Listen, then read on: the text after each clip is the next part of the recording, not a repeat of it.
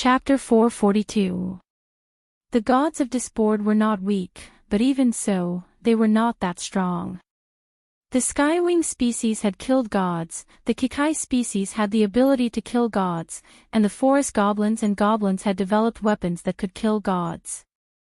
Through these, it was clear that gods were not unkillable. In fact, to put it simply, a god was a creature that was stronger than other creatures. Wu Ming was a god, wasn't he? Therefore, although Wu Ming was wary of the gods of this world, he did not take them too seriously. Putting aside the fact that Wu Ming, who was a god slayer, was the natural enemy of these gods, Wu Ming had 12 clones that were comparable to 12 relics and the divine sword of salvation that contained almost all mythical god relics. Not to mention, the divine sword of salvation was powerful. It was a holy sword that had the power to split a star. Then, after Wu Ming met Arceus, he did not think that the gods of this world were weak. Although he was prepared for it, Arceus's strength still surprised Wu Ming. Arceus's powerful body could fight Wu Ming to a standstill. His martial arts skills were not invincible, but they were not weaker than Wu Ming's. He was only slightly weaker in hand-to-hand combat with Wu Ming. His almost endless spirit energy was used to power his powerful sky attack, and its power was comparable to the Skywing's divine sword. Arceus could kill gods, so it was not unreasonable for him to be called the most powerful god of war. However, that did not mean that Wu Ming was afraid of him.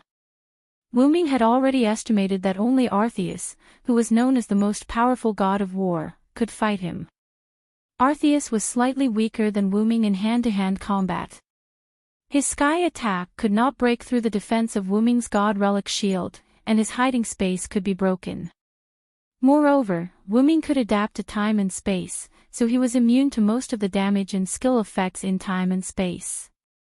It could be said that Wu Ming had the upper hand over Arceus. When Arceus saw Wu Ming, he felt a little uneasy. "I'm no match for him." This was Arceus' thought. However, Arceus did not believe in empty words, nor would he bow down to Kiran's overbearing aura. Only when he was completely defeated, or even killed, would Arceus admit that he was the strongest god of war. But his wish to be defeated had been fulfilled. Thus, Arceus and Wu Ming began fighting one-on-one. He did not even bother with his Skywing subordinates, which was why Arceus did not show up. The Skywing species had been created by Arceus as a weapon to kill him.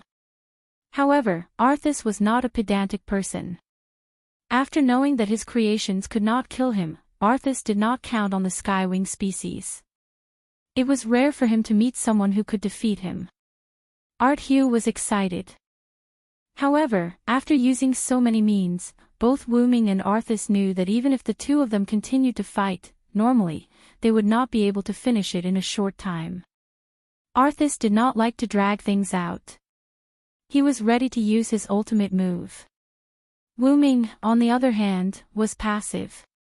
In fact, the battle with Arceus was not bad. Wu Ming did not want to end it so quickly, but if it was his opponent's opinion, Wu Ming would still respect it. "Then, I'll also prepare a big one." After Wu Ming said that, he let go of the sword of salvation, and the sword of salvation merged into Wu Ming's body like a spirit. Immediately, Wu Ming raised his right hand and began to gather magical power. In Wu Ming's inner world, there were 10 small stone plates on the huge stone plate, one of which was already shining red. That was the stone plate representing the Titan. Immediately, the pointer in the center of the stone plate turned, and the long and short pointers pointed to the stone plate at 11 o'clock. The stone plate was engraved with a slowly burning sun, which made people feel hot just by looking at it. In an instant, the stone plate representing the incarnation of the sun turned scarlet, which meant that the sun stone plate could no longer be used. "For victory, come to me quickly. Immortal sun, please grant me a shining steed. Spirited horse, with the lifeline of my origin dragon, I bestow upon the eternal glory. Bring me the shining wheel of light that symbolizes me." With Wu Ming's words, a small fireball appeared in Wu Ming's hand. In an instant, the small fireball continued to expand and became extremely huge in an instant. Inside the fireball, the shape of a steed could be vaguely seen. The steed was constantly restless, and the fireball exuded intense heat. The extremely high temperature made the space begin to distort, and it felt like it was going to break. Wu-Ming looked at Arthas on the opposite side. At that moment, a large number of spirits flashed around Arthas's body, and the sky above the underground lake on the 4th floor of Nazalic instantly became dim. A huge cloud tornado slowly hovered above Arthas's head. Arthas was even more flashy than Wu-Ming. Divine strike. Arthas's voice fell, and a huge pillar like a huge holy sword beam connected to Arthas through the cloud tornado above the sky, and countless energy spewed toward Wu-Ming. Wu-Ming simply gathered his power and then threw it in the direction of Arthas's divine strike. In the process of throwing, the fireball expanded a lot again, and it really looked like the sun. At that moment, the entire 4th floor space was shattered at a speed visible to the naked eye, which was the precursor of the two powerful attacks about to collide. Boom! The sun and the light pillar collided, causing an extremely violent explosion. The explosion covered the entire Nazalic. The strong attack destroyed the 5th, 6th, 7th, and 8th floors of Nazalic. The underground tomb of Nazalic disappeared. It couldn't withstand the double destruction of divine strike and the sun. After the barrier of Nazalic was broken, the damage caused by the two attacks also began to affect Arthas's temple. In just an instant, Arthas's temple melted. In the outside world, Shik was dumbfounded as he watched his team's attacks being diverted to another direction. Shankar was very smart. How could he not understand what was going on? It was clear that his Zeroth Ward of the Void was used by someone else. Retreat! Shankar immediately ordered. Yes. The captain immediately ordered the fleet to retreat. They didn't know who the enemy was, so it was unwise to attack rashly. Obviously, the goblins on the opposite side also thought the same. The goblins' magic airship also began to slowly retreat. At that moment, a huge crack appeared in the space above Abendheim. Immediately, like glass breaking, the space above Abendheim shattered. Boom! Chapter 443. Above Abendheim, all the sky wings had shrunk to the size of 10-year-old children because they had all unleashed the pseudo-divine strike together. Their original plan was to get rid of the forest goblins and goblins in one fell swoop, so the sky wings had converted all their energy into sky strike and gathered it into that pseudo-god strike. The skywing's special characteristic was that after unleashing all their energy, their bodies would rapidly shrink after unleashing their sky strikes. What a disgusting curse. Slurp. Wipe away your saliva. At the same time, their combat strength was also greatly reduced. Although it was not to the point where they could kill just about anyone, the skywings found it hard to resist against creatures like forest fairies, goblins, orcs, and vampires. When Osriel saw that her sister's attacks had been diverted, she understood that they had fallen into a trap. Not only that, but the forest fairies and gnomes had also fallen into a trap. The Forest Elite Species Alliance, the Gnome Species Alliance, and the Winged Species Alliance had all been set up. Now, it was certain that the two sky strikes that had been unleashed by an unknown person were from the unknown person who had set the trap for the sky wings. Damn it, I can't continue fighting like this. Abent, I'm begging you, meow. Osriel patted the ground beneath her weakly. The entire residence of the skywing species was occupied by the huge fantasy breed, Abendheim. After Osriel finished speaking, a ripple appeared. It was Abendheim nodding. Even if the skywings could no longer fight, there was still Abendheim, a fantasy breed that had been personally named by Arceus. A fantasy breed that could catch Arceus's eye and was willing to follow him could not possibly be weak. After all, even though Arceus the god of war was a stubborn old man who had a death wish, he truly acknowledged the strong. However, at this moment, the space above the sky wings, or rather, above Abendheim, shattered. Bang! Like glass shattering, the space above Abenheim exploded. The shattered space shards rained down on Abenheim. What? What happened, meow? Azrael said uneasily. The reason why she felt uneasy was because she had sensed the aura of her master, the god of war Artreus, from the shattered space. It was an extremely weak aura, giving people the feeling that she was about to dissipate and die. However, Azrael did not think that anyone could defeat or kill her mistress. Therefore, her mistress was the strongest. Azrael was not the only one who thought this. The other Skywings thought the same. In their eyes, their master was the strongest, and there was simply no one who could defeat him. However, just as the Forest Sprite Alliance and the Gnome Alliance were about to retreat, and the Skywings were lost in their fantasies, a figure flew out of the shattered space, or rather, fell out. Arthur used his 18 wings to adjust his body and slowly landed on Abenheim, right in front of the Skywings. Wuming also came out of the shattered space right after Artexiu. Wuming was not in a hurry to chase after Artexiu. He turned around and began to speed up the repair of the shattered space. Although this broken space was automatically repairing itself, if someone who had mastered spatial technology took the initiative to repair it, it could still speed up the repair of the broken space. During this time, Azrael and the others hurriedly went to Artexiu's side and got down on one knee to salute him. Lord Artexiu, Azrael sorrowfully said. She could sense that her master's spirit essence was gone, and his aura was weakening bit by bit. It could be said that Artexiu was already very strong to have been able to hold on for so long. That was also the reason why Wuming didn't rush to catch up with Artesio. Because under the double explosion of Divine Strike and Sun, which destroyed 2 small worlds, Artesio was undoubtedly affected, and his spirit essence was also shattered because of it. In short, Artexiu had already lost.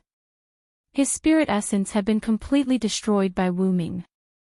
Seeing that Azrael wanted to say something, Artexiu directly waved his hand to stop her. This battle really made me happy, I'm very satisfied, I'm very happy, ha ha ha.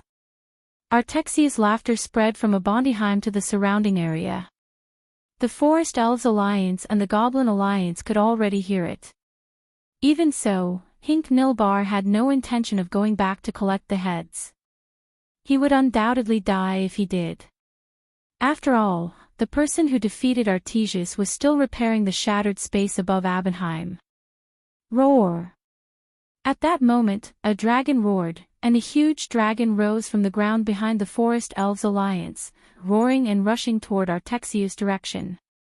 Immediately afterward, 6 more dragon shadows flew from the back of the Forest Elves Alliance, following the dragon in front, rushing toward Artexiu. Artexiu once killed the leader of those dragons, the Dragon King of the Forest Elves Alliance. Therefore, the Forest Elves Alliance not only became enemies with the Kikai Elves Alliance, but also had quite an irreconcilable hatred with Artexiu. Of course, the Forest Elves Alliance wasn't happy to kill their leader, and it just so happened that Artexiu was extremely weak now, and one of the Forest Elves Alliance could kill him. But because of the anger of the Forest Elves Alliance, they all rushed out after ignoring Hink's signal to retreat. And they were ready to kill the enemy with all their strength. Bending whistle. 2 words came out of the Forest Elves Alliance's mouth, bending whistle. It was something similar to the Skystrike. After releasing Skystrike, the Skystrike would turn the Skystrike into a 10-year-old child's body, and its power would be suppressed. It could be described as a big killer move, because either the opponent would die, or the Forest Elves Alliance would die because they had no power. It was that simple. The Forest Elves Alliance's bending whistle was a powerful skill that condensed the whole body's vitality and magical power to release everything. That was also a big killer move. Whether the opponent died or not, the Forest Elves Alliance would definitely die. However, that also represented how irreconcilable the Forest Elves Alliance and Artexiu were. In an instant, the first Forest Elves Alliance opened its mouth, and its whole body's energy and vitality were condensing. The leader of the Forest Elves Alliance was ready to release its full attack at the cost of its life. Roar! Not only that, but the 6 Forest Elves Alliance behind it also began to prepare to launch Bending Whistle. It seemed that those Forest Elves Alliance also had the idea of destroying all the Skywing Elves Alliance, so they launched that fatal attack. However, Wuming wouldn't just stand by and watch. In those few seconds, Wuming repaired the broken space in the sky and used space teleportation to reach the path of Bending Whistle. In an instant, Wuming took out the golden ball from his golden ripple and used it again. Mechanical armor covered Wuming's body. Pseudo-Dragon Roar. Chapter 444. Pseudo-Dragon's Roar. As Wuming's voice fell, Wuming raised his hand, and a terrifying dragon breath burst out from the barrel in Wuming's hand. The huge dragon breath collided with the 6 incoming dragon breaths, and Wuming's pseudo-dragon's roar instantly engulfed them. Looking at Wuming's attack, the leading dragon spirit was instantly shocked, and at the same time, anger rushed to the dragon spirit's heart. That's Dragon Breath of Master Wuming. It's that damn Chi Kai. However, before the leader of the Dragon Elite could finish his sentence, he was engulfed in flames. The extremely hot dragon's roar's power did not diminish. It followed the direction of the 6 dragon breaths and instantly engulfed the 6 flying dragon shadows. After the 6 dragon spirits used Collapse Roar, their physical skills were quickly disintegrated, and the 2 sides were too close. The dragon spirits had no time to escape. Even if they escaped, with their bodies that had begun to collapse, they would not live long. In just a few breaths, the 6 powerful dragon spirits' attacks were disintegrated by Wuming, and not even ashes were left. This scene made the forest goblins, and other races widen their eyes. Even the superior lifeforms such as the Skywing, Fantasy, and Giant races could not wipe out the 6 dragon goblins in a few breaths of time while fighting alone. Only the Divine race, or the Kikai race that could replicate powerful attacks, could do it. Shankar saw Wuming's figure through the long-distance perspective magic, and his pupils shrank instantly. It's him. The captain of the forest spirit next to Shankar was also surprised. After all, when Wuming came to the forest spirit fleet, only Shankar and the captain saw Wuming's face. Looking at Wuming's Kikai race equipment, Shankar had already guessed the whole story. Wuming somehow managed to get his hands on a piece of equipment belonging to the mecha race. Using a method unknown to Shik, he was able to analyze and utilize that device.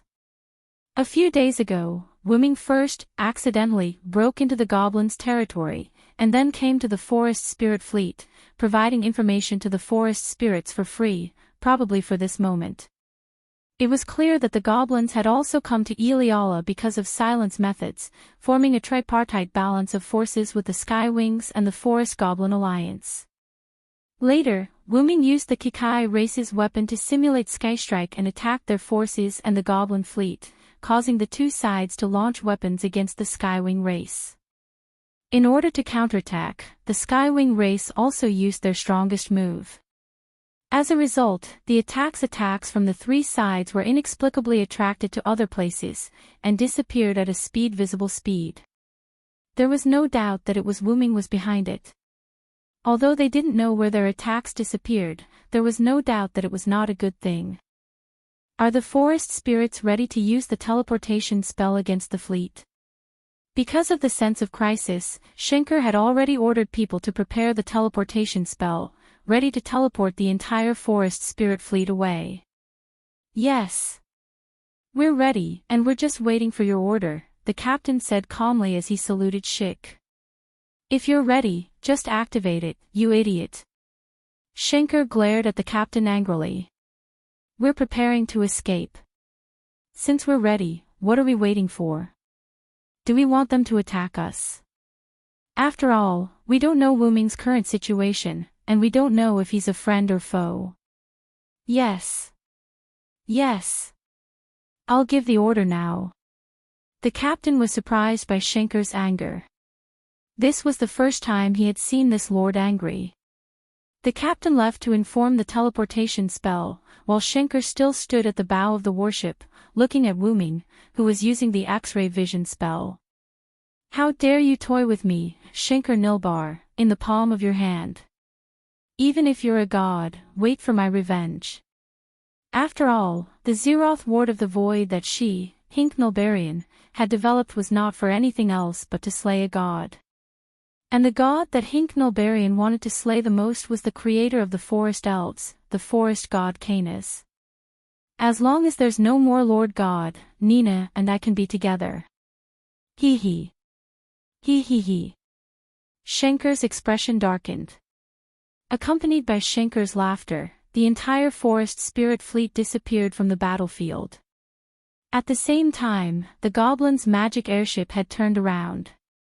Intense flames erupted from the huge nozzle behind it. Then, the entire goblin fleet flew into the distance like a meteor shower. The fairy, dragon, fantasy, and giant species that had cooperated with the two sides were all dead. The fairy was in the forest spirit fleet, while the fantasy and giant species were behind the goblins. When they saw the goblins fleeing, they fled as well. Since their allies had fled, what was the point of them staying here? Thus, only the infant skywing species, fantasy breed Abondiheim, and Arthas, whose body was starting to fade, were left on the battlefield. Wu-Ming did not care about the forest spirits and goblins. After eliminating the dragon spirits, Wu-Ming landed on Abondiheim. In an instant, Abondiheim exuded a threatening aura, and the Skywing, who had already turned into an infant, nervously looked at Wu-Ming, protecting his dying master. Now, no matter how stupid the Skywing species were, they knew that their master, the most powerful war god Arthas, had been defeated, and the price was his life.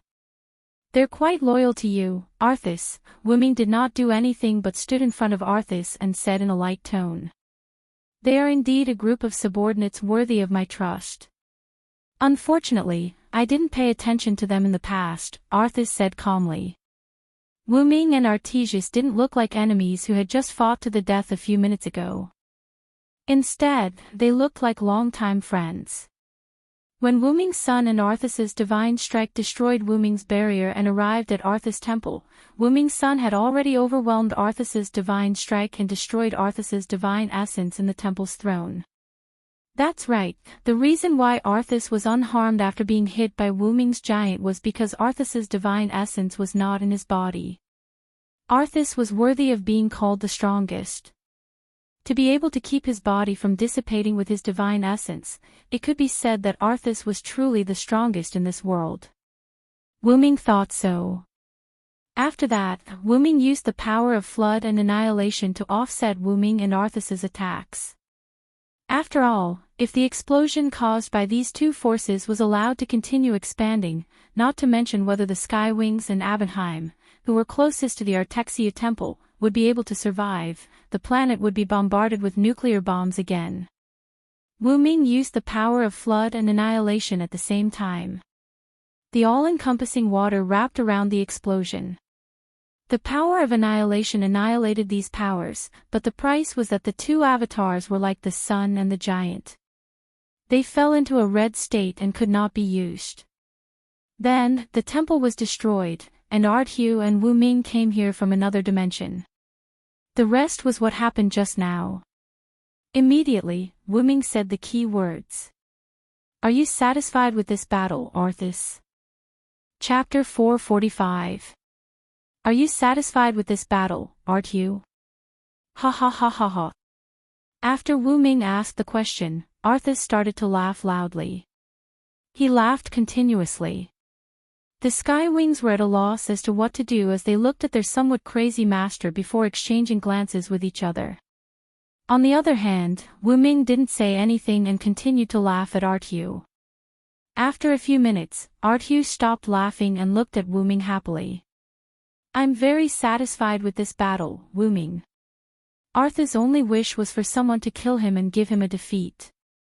Since you can separate the divine marrow from your main body, why don't you store it somewhere else? Wu-Ming asked.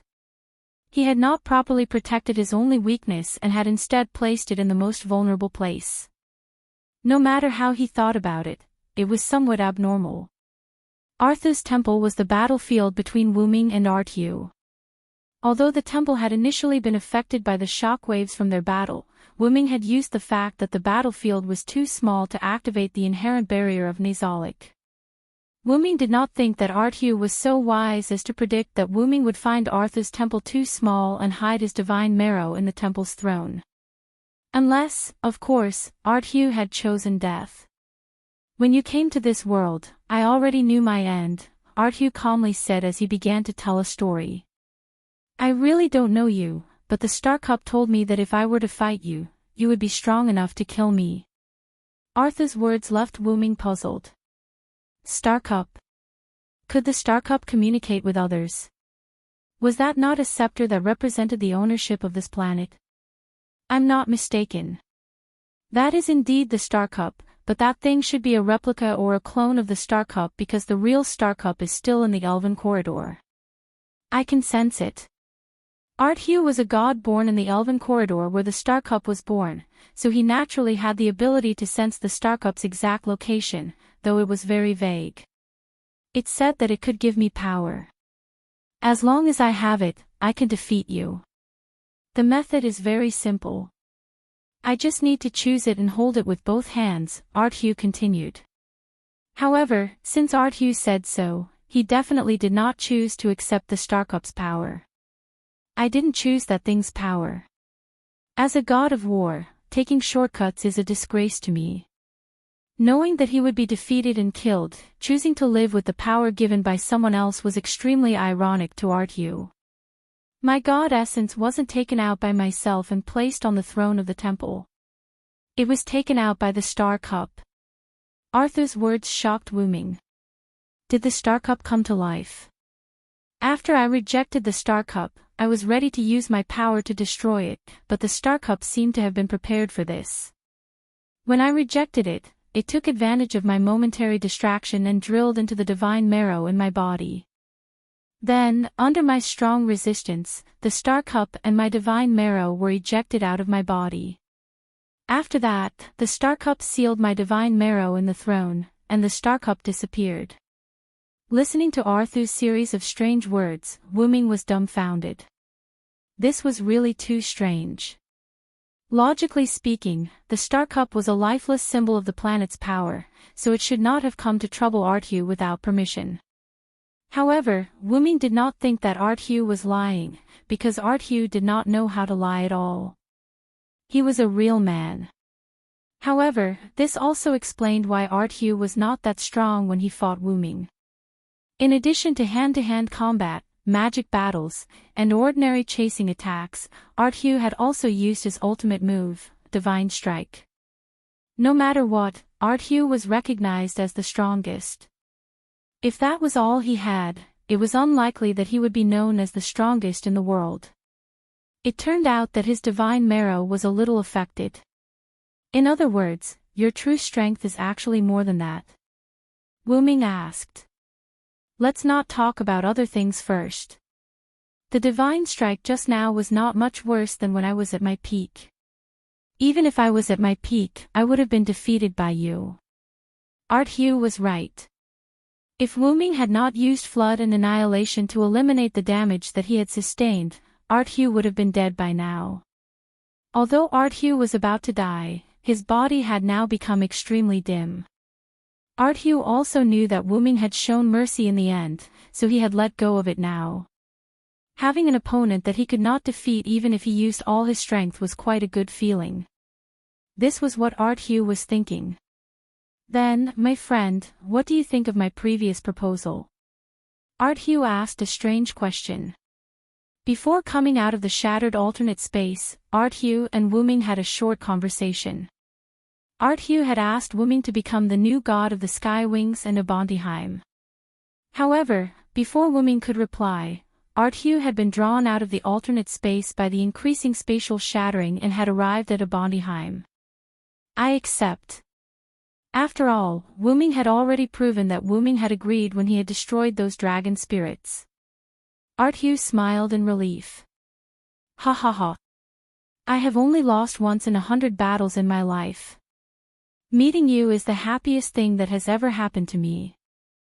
Hugh was like an old friend to Wu Ming, looking at Wu Ming with satisfaction before disappearing. Goodbye, my friend. Wu Ming watched Hugh disappear. Hugh, who had lost his god's vital spirit essence and had fought fiercely with Wu Ming, was beyond saving. This was like a servant's spirit core. Once the spirit core was shattered, the servant would be forced to leave. There was no other way. However, there should be other ways, such as the Star Cup. However, Hugh had only lost once in 100 battles in this world. This was the path he had chosen, and Wu Ming would not stop him. It had to be said that Arthas was a good friend. Between Silent Wonder and Arthas, it could be said that they had developed true feelings for each other. At this moment, Wu Ming suddenly thought of a problem.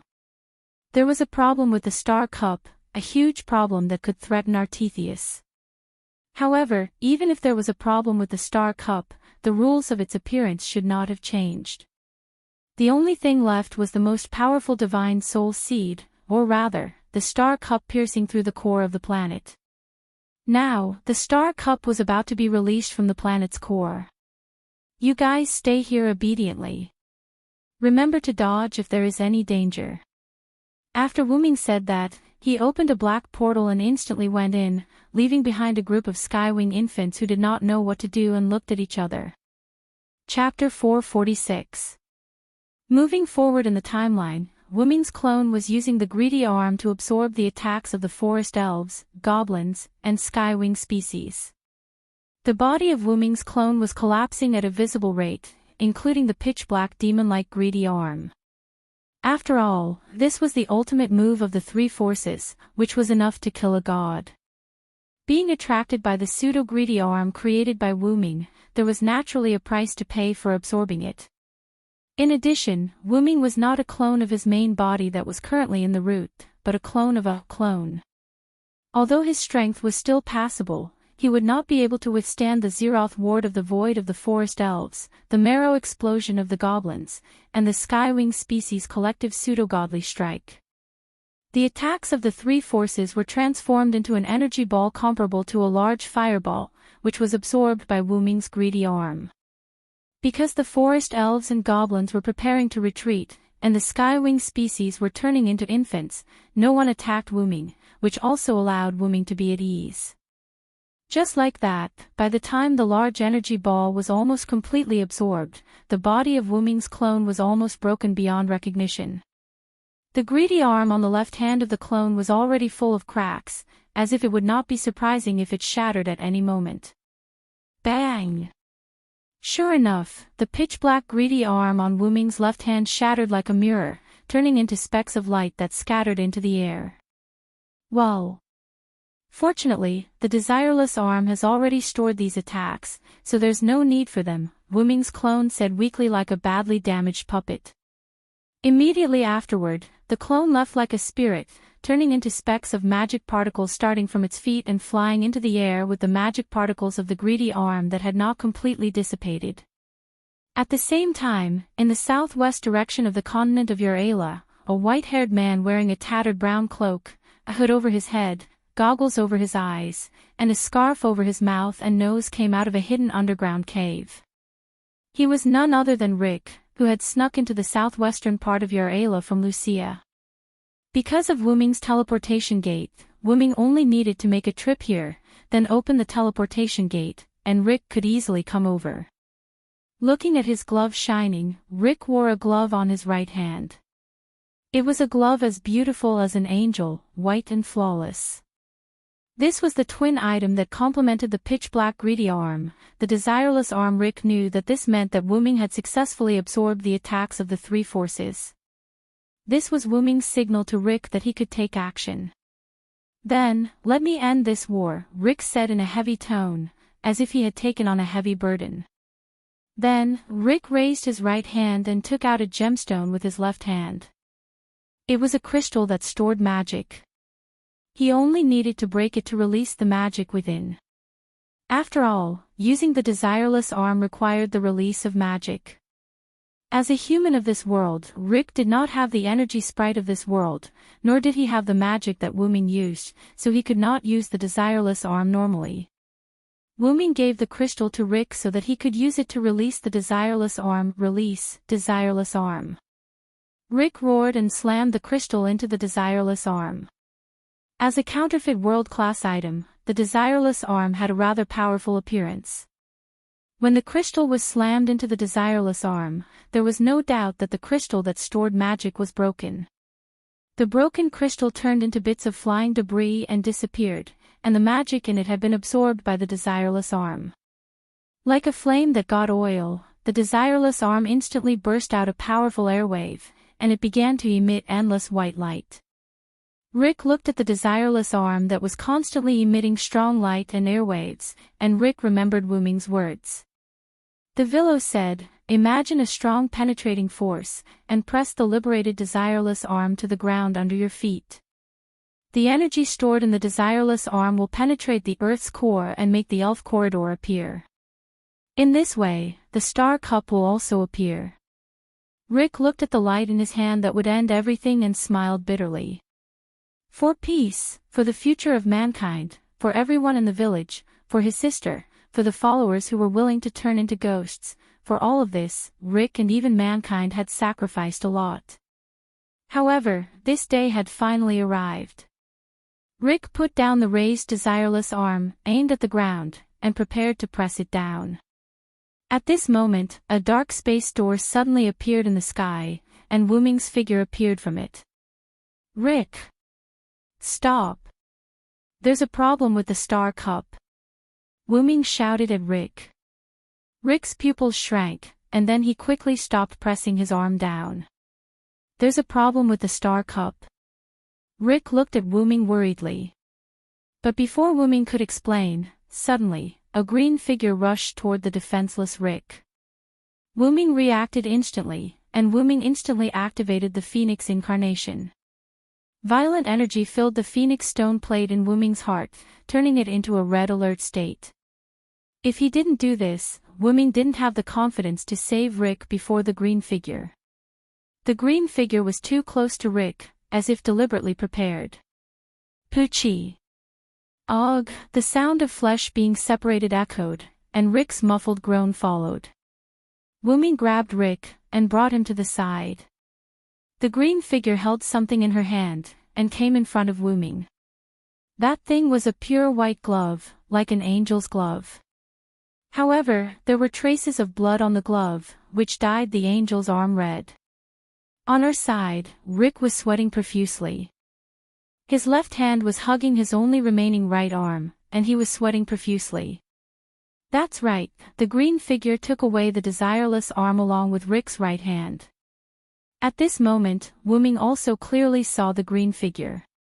The one who snatched Rick's arm was a female. She had long ears like the elves of the forest, and her golden hair reached her waist. Although her soft green clothes were a little conservative, they still couldn't completely cover her voluptuous and sexy body. Forest spirit. Rick looked at the woman in front of him with some resentment. "No, I'm afraid that's the creator of the forest spirit, forest god Canis." After sensing the creature in front of him that looked like a forest spirit, Wu Ming was very sure that her aura was similar to Arceus. Without a doubt, this was a god. Forest god Canis. Rick clearly didn't expect that a small character like him would be targeted by a god. However, Canis is a bit strange. Wu Ming narrowed his eyes, and looked at Canis. Although it was indeed forest god Canis, right now Canis' eyes were lifeless, as if he was a puppet. Wu Ming more or less guessed the situation. At this moment, Canis grabbed the desireless arm, and pressed it to the ground. Boom! In an instant, a huge amount of energy burst out from the ground. Chapter 447. Boom! A huge amount of energy came from underground, and the ground where Wu Ming and Rick were was completely shattered. Wu Ming had no choice but to bring Rick into the sky. As expected, the target of the manipulated Canis was only Rick's right hand, or rather, whether it could pierce through the desireless arm in the Earth's core. Wu-Ming said. At this point, Wu-Ming could also understand that Kai-ness must have accepted the temptation of the Star Cup, accepted the power of the Star Cup, and ended up being manipulated. On the way here, Wu-Ming thought that the Star Cup had tempted Arthas. Although Arthas had rejected it, he was still tricked by the Star Cup. Then, wouldn't the Star Cup look for other divine seeds? The answer was no. Kai-ness was the new divine seed that the Star Cup was looking for. After Kai-ness accepted the temptation of the Star Cup took control of Kai-ness' body and used him like a puppet. Its purpose was to save itself from the elf corridor. The Star Cup first looked for Arthas because he was the strongest war god, but because Arthas had rejected and wanted to kill itself, the Star Cup paid Arthas a price. Then, the Star Cup looked for Kai-ness. And Kai-ness was afraid of the horror of being killed, so he accepted the Star Cup's proposal and became the Star Cup's puppet. He was arranged to be next to Rick, and was ready to liberate the real Star Cup in the elf corridor. And when he saw Wu-Ming stop Rick's action of piercing through the Earth's core, the enslaved Kai-ness directly attacked, snatching Rick's right hand and the desireless arm in his right hand. That was the truth that Wu-Ming saw through. What happened to the Star Cup? Wu-Ming grabbed Rick and healed him. Then, he frowned as he looked down at the ground that was already rotten beyond repair. The ground was completely destroyed as if it was the epicenter of an earthquake. Originally, if Rick used the desireless arm, the energy of the desireless arm would only have a very small destructive power, but it would directly penetrate the Earth's core with a powerful penetrating force and make the Star Cup appear. However, the desireless arm technique used by Kai-ness was quite crude. Not only had a portion of the energy leaked out, but it had also caused damage to the surface of the Earth. Furthermore, it hadn't reached the core of the Earth, so it could be said that it was quite a waste. However, since the other party was a god, ordinary judgment could not be used as a reference. Wu-Ming frowned as he looked at the black cup-shaped crystals slowly rising from the ground that was still being destroyed. That was undoubtedly the Star Cup. However, there was indeed a huge problem with the Star Cup. The Star Cup shouldn't be black in shape, but a pure white and transparent cup-shaped crystal. Apart from that, Wu-Ming also sensed a familiar aura, which originated from the black mud. I didn't expect that even this world would have this black mud. Wu-Ming said solemnly as he looked at the black mud that was swaying inside the black crystal like black paste. Wu-Ming said with a solemn expression. I should have known. How could a normal person's voice reach my ears in the space-time tunnel? Only the black mud, which also has the power of the origin, could transmit that voice to my ears. Wu-Ming's analysis was correct. The reason why Wu-Ming could hear Rick's sigh in the beginning was all because of the black mud. The black mud was deliberately hidden in the elven corridor that was full of elves, so Wu-Ming's perception couldn't take effect for a while, so he didn't sense the presence of the black mud. After attracting Wu-Ming to this world, the Star Cup that was possessed by the black mud began to plan its escape as if it had its own consciousness. It punished Arthu who resisted it, controlled Kai-ness who accepted it, seized Rick's right hand, and successfully liberated the Star Cup from the elven corridor. I was tricked. Wu-Ming wasn't too angry. This was the power of wisdom. Wu-Ming was quite impressed. Even Wu-Ming didn't expect a Star Cup that had just developed its own consciousness to be so calculative. Let's leave here first, Rick. You'll only be a burden if you stay here. Wu-Ming said to Rick, whose right arm had stopped bleeding. Rick looked at Wu-Ming seriously, then nodded. He knew his own limits. Then, Wu-Ming opened the portal and sent Rick in. Before he left, Rick reminded Wu-Ming. Thank you very much for your help, Lord God. I wish you all the best. With that, Rick threw himself into the black portal. Then, the portal closed. Wu-Ming looked at the Star Cup's position. Just like a strange phenomenon, the liquid in the Star Cup flowed out directly and wrapped around the Star Cup to form a human figure. Then, the human figure took shape and appeared in front of Wu-Ming. 18 pairs of white wings, Western clothing that resembled a Greek style, sharp eyes, and a muscular body. There was no doubt that this human figure was the god of war, Artu, who had just died not long ago. However, Wuming wasn't stupid enough to think that this fake guy in front of him was Artu. Although the appearance was the same, the aura was completely different. "Oh, are you the dragon of origin?" "What a familiar stranger," Artu said in a frivolous tone. There was no doubt that this wasn't Artu. "It's all thanks to you that I could come out so quickly," Artu, who was formed by the star cup's consciousness, said.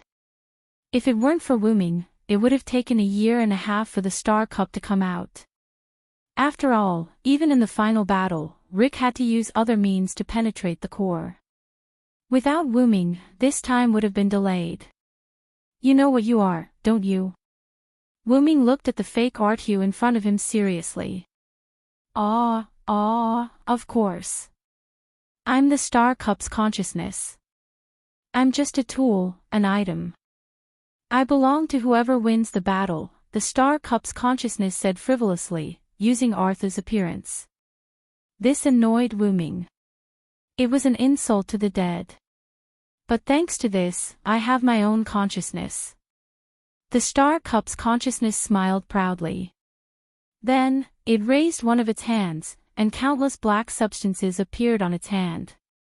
This was the black origin soil that Wuming was familiar with. "If it's you, you must recognize this as well. This thing tells me that you're an enemy." The star cup's consciousness smiled at Wuming. Wuming closed his eyes, then let out a long breath. This was a little troublesome. Wuming had thought about what would happen if the big shots of each world were swallowed by the black origin soil.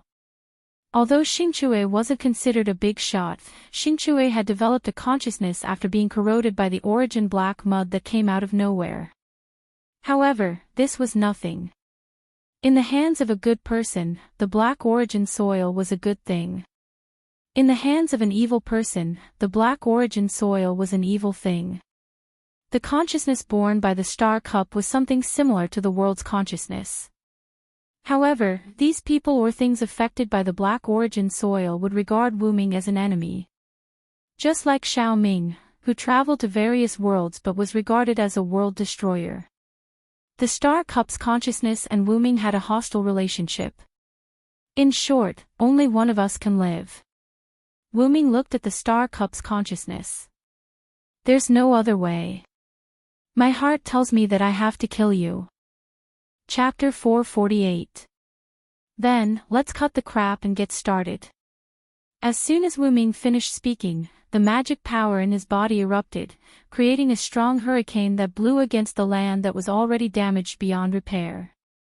The huge magical power directly caused the sky and earth to change. Large dark clouds formed a cloud tornado that slowly floated above Wuming's head. "I will deny the sky, deny the earth, the storm will destroy everything, and the rain will cover everything. With this supreme divine power, I will make everything in heaven and earth bow down to me." Wuming raised one hand and pointed to the sky. As he chanted, the huge cloud tornado in the sky began to roar along with the hurricane, forming a tornado that could tear steel. "Ha!" Wuming shouted and swung his raised arm down heavily.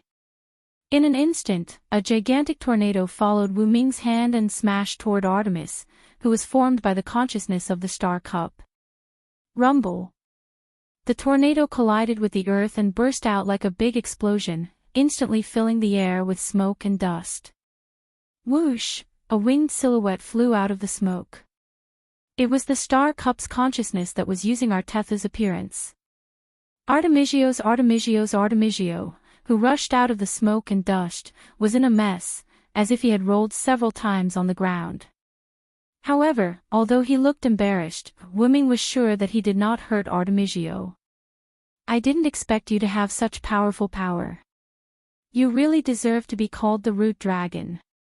Artemigio looked at Wuming with admiration. "I still have a lot of tricks up my sleeve. I'm afraid you won't be able to enjoy them." Wuming also looked at Artemigio. Now, half of Wu Ming's 12 avatars could not be used because of the previous battle and various other things. Wu Ming used Gargantuan to attack Artemisia and destroyed his heart. Sun collided with Artemisio's skystrike. Flood and annihilation were used to offset the aftermath of Wu Ming and Artemisio's ultimate move. Wu Ming used Phoenix to save Rick. It could be said that Wu Ming's usual abilities were basically unusable for the time being. However, the remaining 7 avatars were not his usual abilities, and it was enough to make Artemisio suffer. Dragon Seed, Warrior, Vitality, Storm, Ally, Thunder God, and Sorcerer. In addition to Dragon Seed, Vitality, Sorcerer, and Sorcerer, which were semi-passive abilities, whether it was Warrior, Storm, or Thunder God, their power was immeasurable. However, who has obtained Artemisio's body, is not to be trifled with. Artemisio's face instantly became ferocious, and then Artemisio's body rushed straight toward Wu Ming. All evildoers, be afraid of my power. Now I will have the majesty of 10 mountains, the power of 100 rivers, and the strength of 1,000 dragons. The majestic me will raise the fierce mark of the dragon seed. After Wu Ming finished chanting, the stone plate with the dragon carved on it suddenly lit up in his heart at 1 o'clock. Then, Wu Ming's body suddenly agitated, and Wu Ming's body became bigger, and he also faced Artemisio's consciousness. Boom! Wu Ming and Artemisio's consciousness collided, making a loud noise, and the whole land made a miserable sound. It could be said that now, in the southwest of Urala, the place where Wu Ming and Artemisio's consciousness fought was almost sinking. More than 1,000 meters of smoke and dust filled the air. Then, along with the sweeping of a hurricane, the surrounding dust dissipated, and Artemisio's consciousness lowered its arm that released the hurricane. As expected of the root dragon. To think that you can contend against me in such a situation.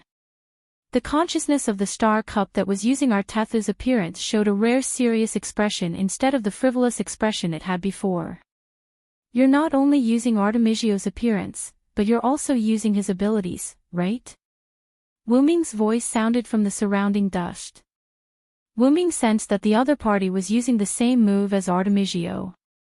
If it weren't for the fact that Wu Ming clearly knew that the other party was Artemisio's consciousness, perhaps he would have thought that Artemisio and Wu Ming were fighting. Of course. Artemisio is dead and has returned to the elf corridor. I happen to need a strong body, and it's all thanks to you that you were able to kill Artemisio. After the death of a living species in that world, they would return to the elf corridor. It felt like hell, but it was not quite the same. After Artemisio disappeared, he came to the elf corridor. As a result, Artemisio was swallowed by Artemisio's consciousness in the elf corridor. Wu Ming even suspected that Artemisio's spirit essence had been invaded by Artemisio's body. After being rejected, Artemisio's spirit essence was pulled out. Although it seemed to be placed there, in fact, Wu Ming felt that Artemisio's spirit essence was a means to pave the way for Artemisio's body. As Artemisio's consciousness, it didn't have a physical body, so it could only find a body that matched its identity, which was the body of a divine seed. That was why Artemisio's consciousness could use the defective product that was more powerful than the real one. That was because of Artemisio's power and the power of the root black mud. And the most important thing was Wu Ming's current incarnation, Dragon Seed. A huge, both ferocious and holy white dragon claw stretched out of the smoke, giving the feeling that it could kill Artemisio with just a light squeeze. The huge figure in the smoke shook, and in an instant, a huge white dragon appeared in front of Artemisio's consciousness. That was the power of Dragon Seed, which could turn him into a real fantasy breed dragon. The current Wu Ming was different from his previous incarnation.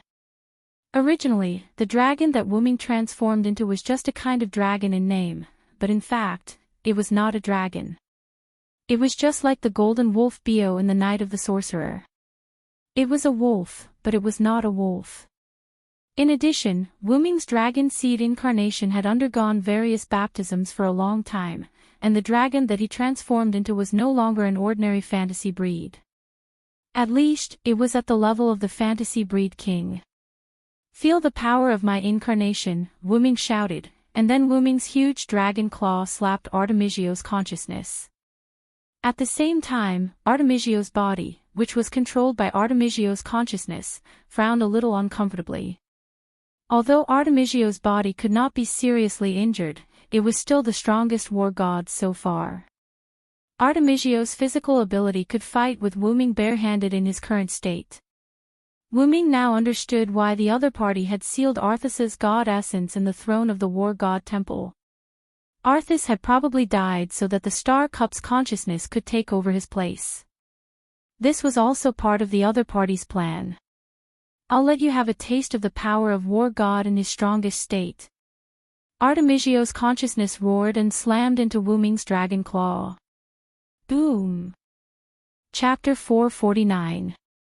In the southwest corner of the continent of Ur-Ala, what was originally a wasteland had turned into a broken wetland with water constantly flowing in.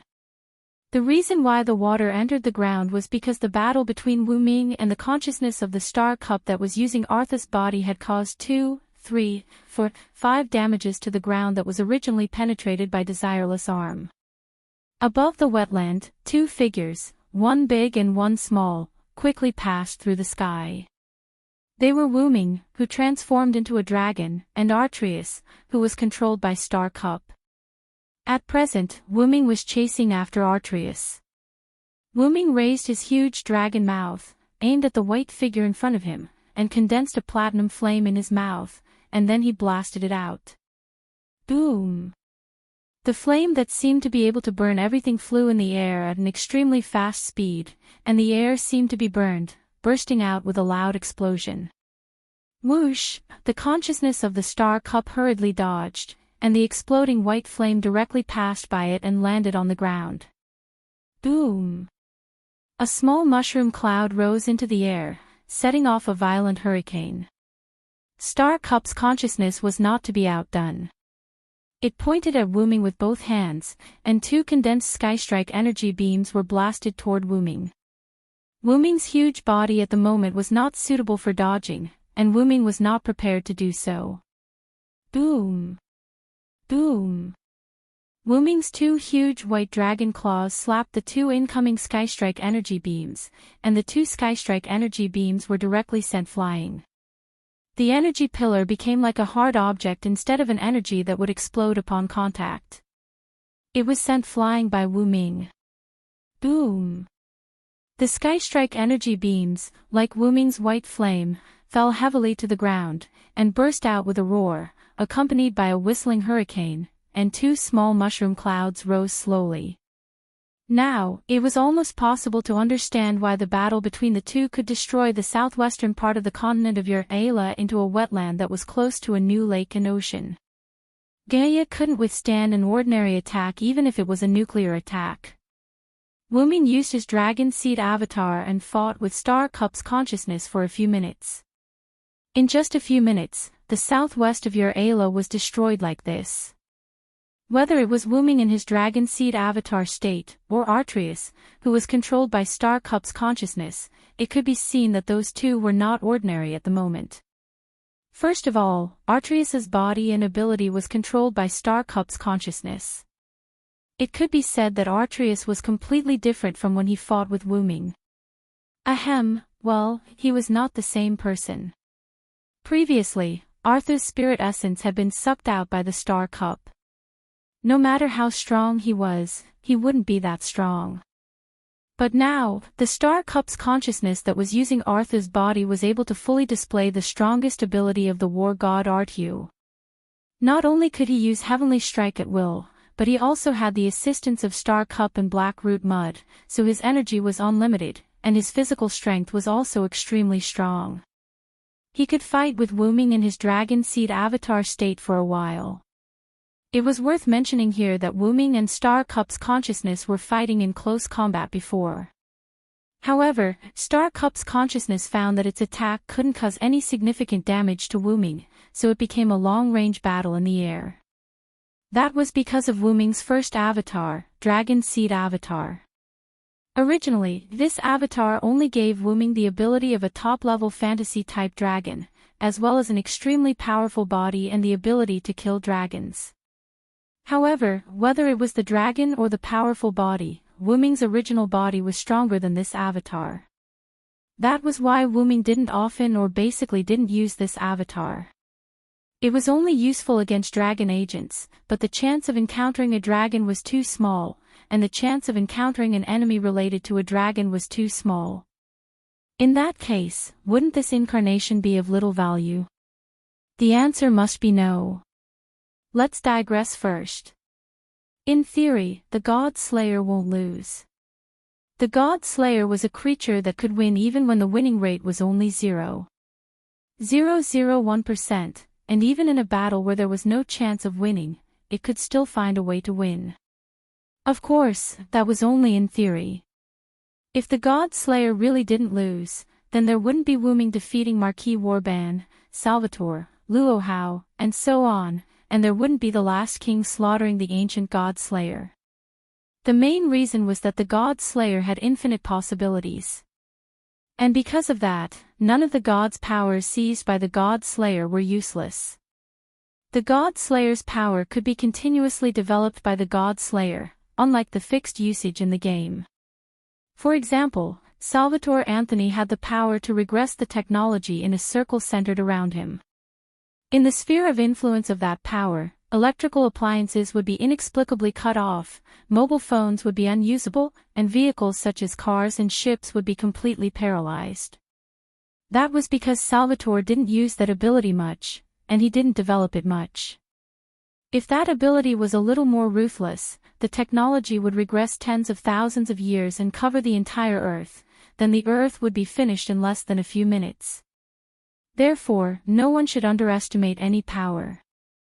After Wuming studied the Dragon Seed's power, he came up with some ideas. Dragon Seed's avatar was evolved from Camel's avatar, Mechal's dragon-slaying ability, and Wuming's original body, the Dragon of Origin. Camel's super physique, Mechal's dragon-slaying ability, Wuming's dragon-slaying ability, and the Dragon of Origin's dragon-slaying ability led to this avatar being able to transform Wuming into a dragon-slaying dragon, and it was a huge fantasy breed with super physique and defense. Although Wuming was regarded as a disobedient god in the world of the God Slayers, because of Wuming's particularity, he was regarded as half a God Slayer after slaying a god. As the Dragon of Origin, he had infinite miracles. Wuming could naturally evolve his avatar. Some people might ask why that avatar looked like a simplified version of the Dragon of Origin that was closest to Wuming's original body. That was not wrong. Because Wuming's original body had been unable to leave the Dragon of Origin, Wuming prepared such an avatar for that reason. It could be said that except for the time and space ability, which was not as strong as the original Dragon of Origin, it was basically comparable to the original Dragon of Origin. The reason why it was the original Dragon of Origin was because of Wuming's current situation. Wuming, who was born from the root and absorbed the power of the root, could become stronger as long as he stayed in the root, and Wuming was still in the Dragon of Origin. There was no doubt that Wuming's original body had become very strong. However, the enemy happened to be Wuming's Dragon of Origin, the Black Mud. That thing and Wuming restrained each other. It could be said that if there were enough of them, it would not be a problem to kill Wuming. Unfortunately, if there were such a huge number of them, then all the worlds would have been destroyed long ago. Because such a huge number could have swallowed all the worlds. It was precisely because there was a strange existence that could restrain Wuming and was restrained by Wuming that Wuming did not dare to go out of the Dragon of Origin casually. If a large number of black mud accidentally invaded the Dragon of Origin, Wuming would not be able to break in no matter what. Just like how the black mud attacked Wuming when he was inside the Dragon of Origin, Wuming was inside the Dragon of Origin and was supported by the power of the Dragon of Origin, so he easily destroyed the black mud. If a large number of black mud invaded the Dragon of Origin, it would be really troublesome. Fortunately, the black mud had been distributed. If Wuming had returned to the Dragon of Origin, it was very likely that Wuming would be dead by now. Well, luck was also a part of one's strength. Returning to the main topic, the huge white dragon was still chasing after the star cup's consciousness. Wu Ming's persistent pursuit made the star cup's consciousness feel rather helpless and was on the verge of tears. Chapter 450. The reason why Star Cup's consciousness was being chased by Wu Ming was because Star Cup's consciousness couldn't break through the white dragon scales on Wu Ming's body after using dragon seed. The white dragon scales on Wu Ming's body weren't hard. Instead, they were quite tough. When Artha's attack landed on them, it was like punching cotton. It wasn't very effective. It wasn't that Star Cup's consciousness couldn't break through Wu Ming's defense. If Wu Ming just stood there and let it hit him, it would be fine, but Wu Ming's claws were not to be trifled with, not to mention that he also had other magic spells. Don't forget that after using Dragon Seed Incarnation, Wu Ming's strength was comparable to Wu Ming's body before entering the big source. The root dragon's body was no joke. Therefore, Star Cup's consciousness had only one way, and that was to distance itself from Wu Ming. The consciousness of the Star Cup pulled away from Wu Ming and compressed the Sky Strike and even the God Strike into its palm, presenting a compressed attack. Naturally, Wu Ming's scales were just decorations.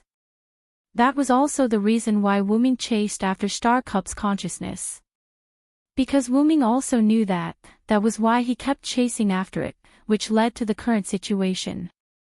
It could be said that if either Wu Ming or Star Cup's consciousness made a mistake, they would suffer a fatal blow.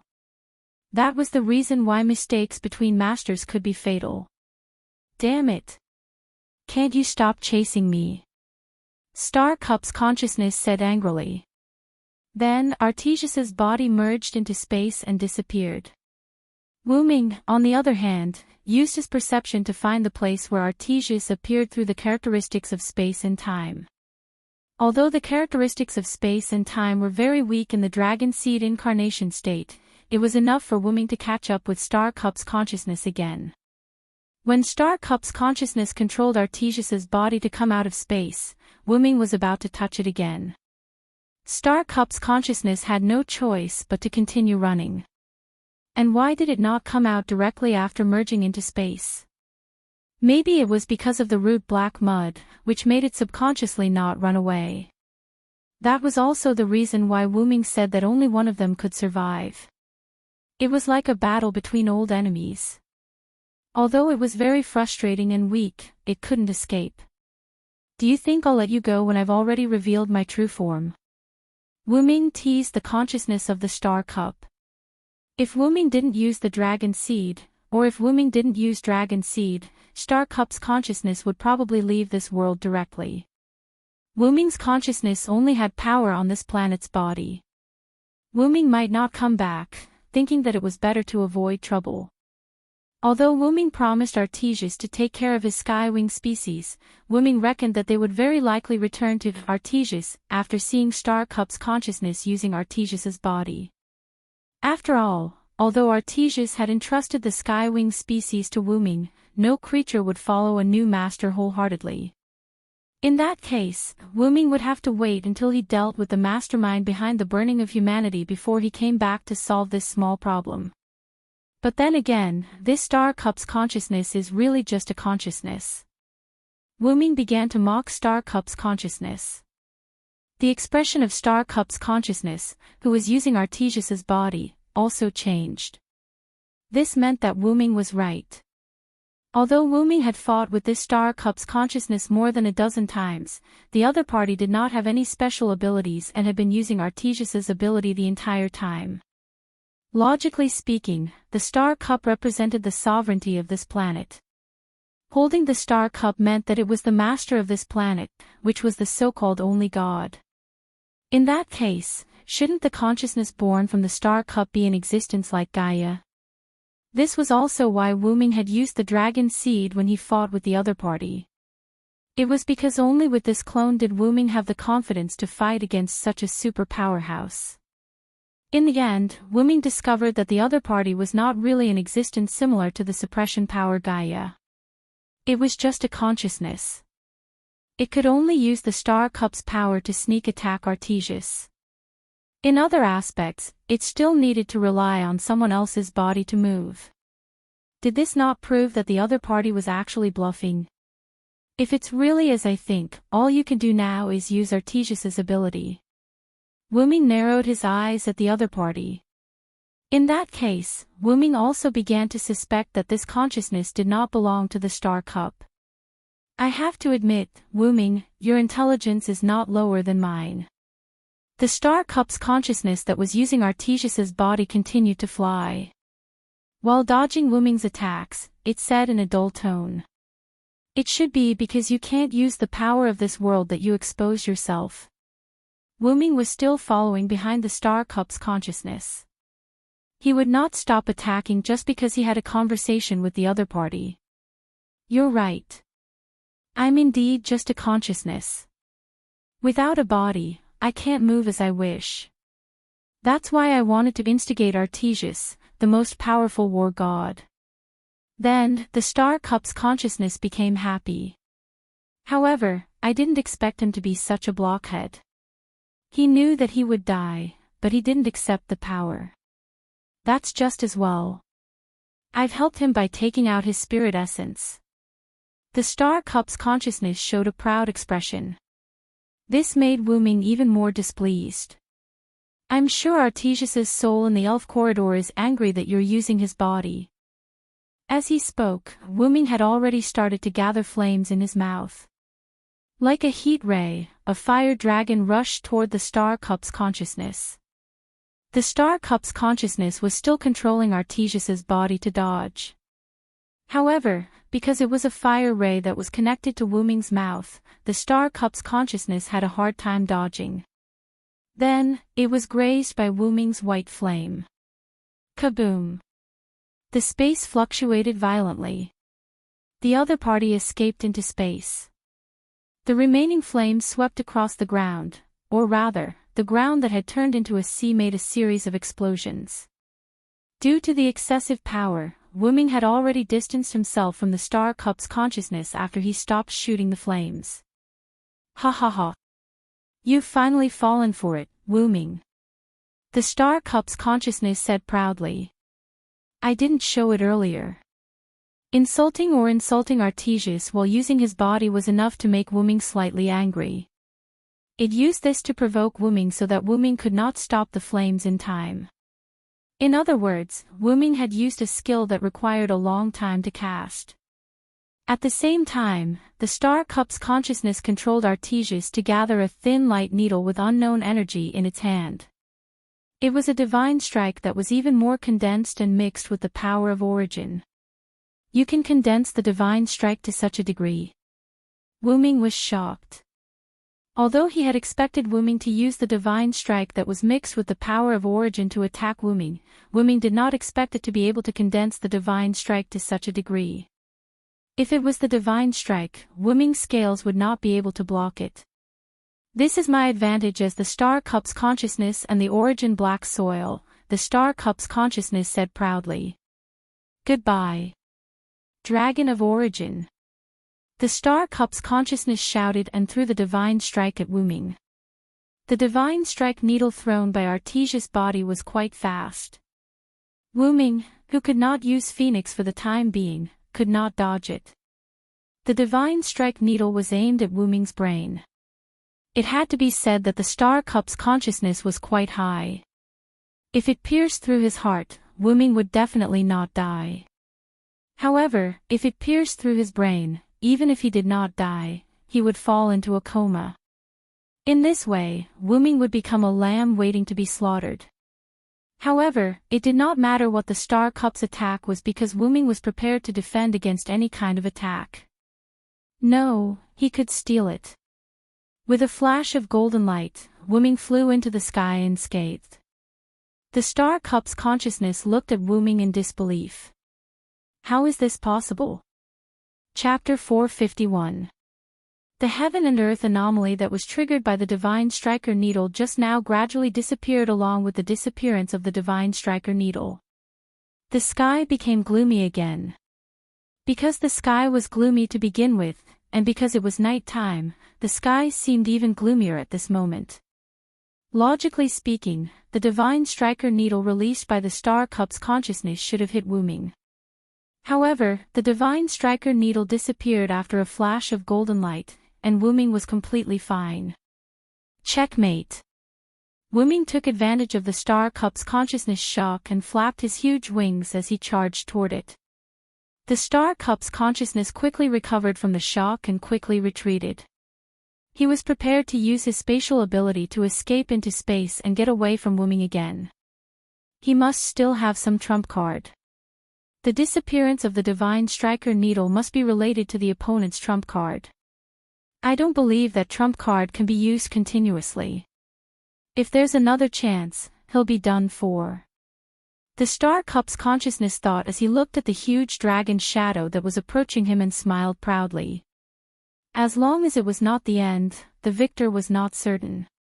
Then, he was caught by Wu Ming's dragon claws. Bam! Wu Ming's body, which was controlled by the star cup's consciousness, made a sound that resembled the sound of metal colliding. Clank, then, the sound of chains could be heard. Golden ripples appeared out of thin air, and a golden chain that seemed to have infinite length extended from it and firmly bound the star cup's consciousness in Wu Ming's hand. This way, with the heaven lock that was baptized by the origin, the origin black mud in the body controlled by the star cup's consciousness could not come out. How is this possible? How can I not use my spatial ability?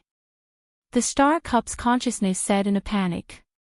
After a moment of panic, the star cup's consciousness also discovered the problem. Now that he casually looked around, the space around him was filled with tactics that he had never seen before. These tactics covered the surrounding space and extended into the distance. These tactics seemed to have locked the space and were firmly attached to it. Although they were separated by a few meters, an invisible force linked them together.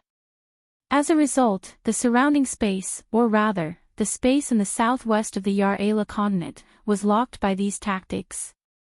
In short, the space that originally allowed free passage was blocked, or rather, blocked. Why do you think I've been chasing you in this place in the southwest of the Yar-Ala continent instead of going to other places?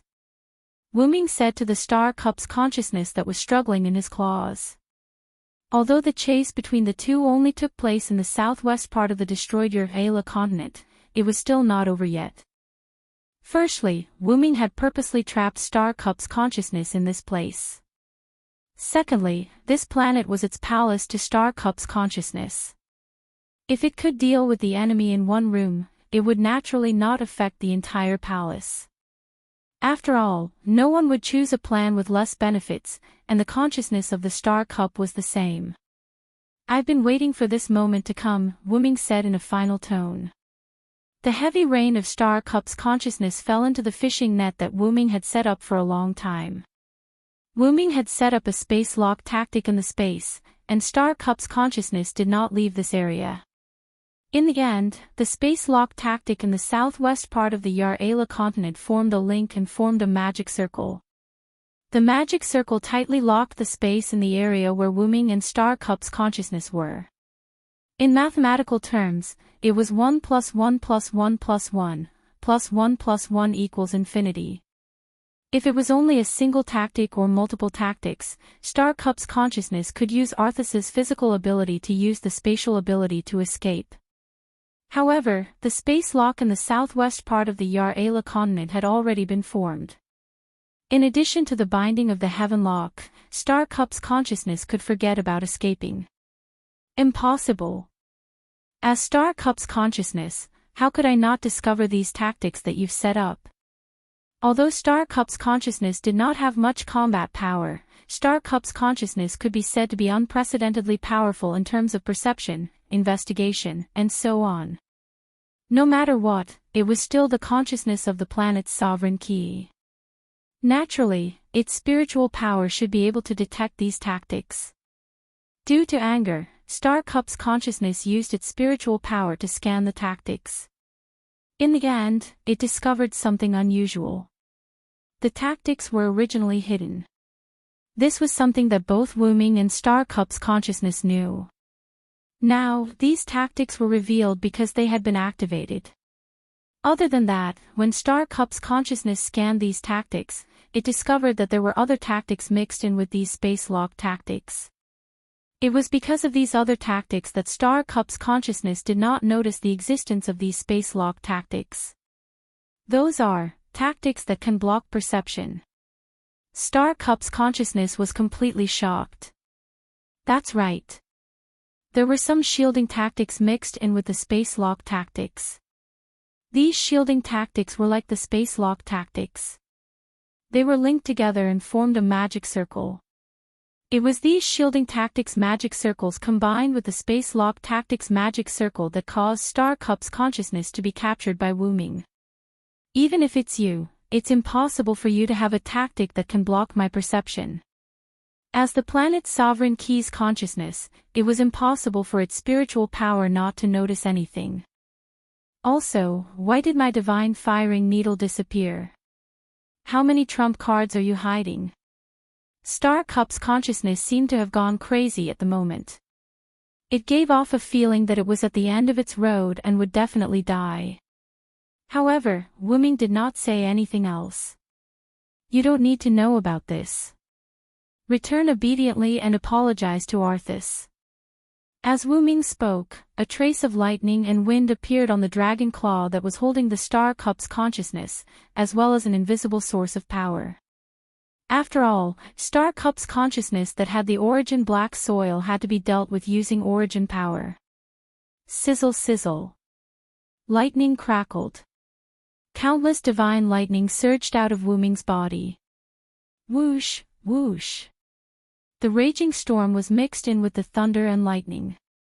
Two different forces converged on Wu Ming's dragon claw that was holding Star Cup's consciousness. No. You can't do this. I am Star Cup's consciousness. I can help you gain control of this planet. Star Cup's consciousness seemed to be aware of its death and frantically begged for mercy. On the contrary, Wu Ming felt a bit strange. Arthas was a wise man. Other than that, Wu Ming didn't think that destroying Arthas' body would kill it. Boom! Wu Ming didn't waste any more time and directly crushed the clone's body with the power of Thunder God's avatar and Storm's avatar. The voice of Star Cup's consciousness stopped abruptly. Wu Ming looked at Star Cup that was revealed and looked at it vigilantly. He constantly scanned it with his spiritual power, but he didn't find the existence of Star Cup's consciousness. Is it really dead? Wu Ming wondered. Of course, it wasn't that simple. In the distance, the current capital of the Forest Elves, Temple of Canis. In the Temple of Canis, where the Forest Elves worshipped, with a stream of light, a green figure with burning flames appeared. Chapter 452. Damn it! Dragon of Origin. The green figure said viciously as he sat weakly in his own temple. This figure was the forest god Canis who had taken Rick's right arm. However, his tone was rather strange. If Wu Ming was here, he would definitely recognize this tone. This was Canis, who had just been destroyed by Wu Ming and replicated by Arthas' body. Arthas had rejected the Star Cup. In order to ensure that he could come out of the Earth's core, the Star Cup's consciousness chose another god, which was Canis. The Star Cup's consciousness used the Star Cup's power to erase Canis' personality and then took control of Canis' body. However, unlike replicating Arthas' body, the Star Cup's consciousness simply controlled it and did not integrate itself into it. This was also why Canis, who had taken Rick's body by surprise, was expressionless. After that, when Wu Ming was fighting with the Star Cup's consciousness, in order to not let Canis escape, Wu Ming used his familiar authority that he had not used for a long time. When he killed Neza in the God Slayer world, Neza wanted to continue fooling around and did not want to return to the myths, so he turned into Wu Ming's authority, which was a familiar with self-awareness. Then, Wu Ming released Neza to stop Canis. Canis, who had temporarily lost the control of the Star Cup's consciousness, was judged to automatically attack the enemy, so he fought with Neza. Simply put, it's hanging up the phone, for all, then, because the battle between Wu Ming and the Star Cup's consciousness was too intense, Canis and Neza were blown away and continued to fight in the center of the Yar-Ala continent. The burn marks on her body were left by Neza, so using the fire-tipped spear to deal with the forest god was the most appropriate choice.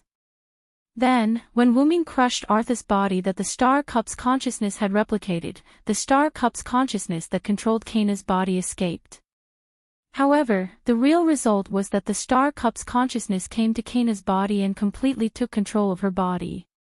It could be said that the Star Cup's consciousness begging for mercy was purely an act for Wuming to see. Its purpose was to make Wuming think that the Star Cup's consciousness was really dead. After all, even Wuming had praised the Star Cup's consciousness as a wise one. In terms of hypostasis, the Star Cup's consciousness should be half a level of suppression, so of course it would not be so weak. Although it had been a noob for a long time. Although forest god's body's body, it's not weak, I'll just make do with it. After all, the forest god was a master of 186 spells. He could cast 186 types of spells at the same time. He was one of the best among the gods. Because Canis the Star Cup's consciousness, Canas's consciousnesses as well. He can't control the Star Cup anyway, so I don't need to be in a hurry. Once I recover, I'll touch the Star Cup and use Kana's body to become the only god. Because the Star Cup's consciousness previously controlled Arthas' body was a defective copy of the Star Cup's consciousness, it could not be recognized as a god by the Star Cup's consciousness. Therefore, the Star Cup's consciousness was not the only god. The reason it did not directly use Kana's body to become the only god was because Kana's body was too weak. Moreover, the Star Cup's consciousness thought that it could defeat Wuming. In the end, it failed. Although I'm now free from the Star Cup, Arthas is dead. As long as this body is fine, the final victor will still be me. After all, Wuming was not qualified to become the only god on this planet. Other than Arthas and Wuming, the Star Cup's consciousness did not care about the other gods. They're just a bunch of fools who don't know how to use their wisdom. They're nothing to worry about. The Star Cup's consciousness laughed when it thought of the other gods. Even those who were called gods were a bunch of simple-minded people who only knew how to flaunt their innate abilities.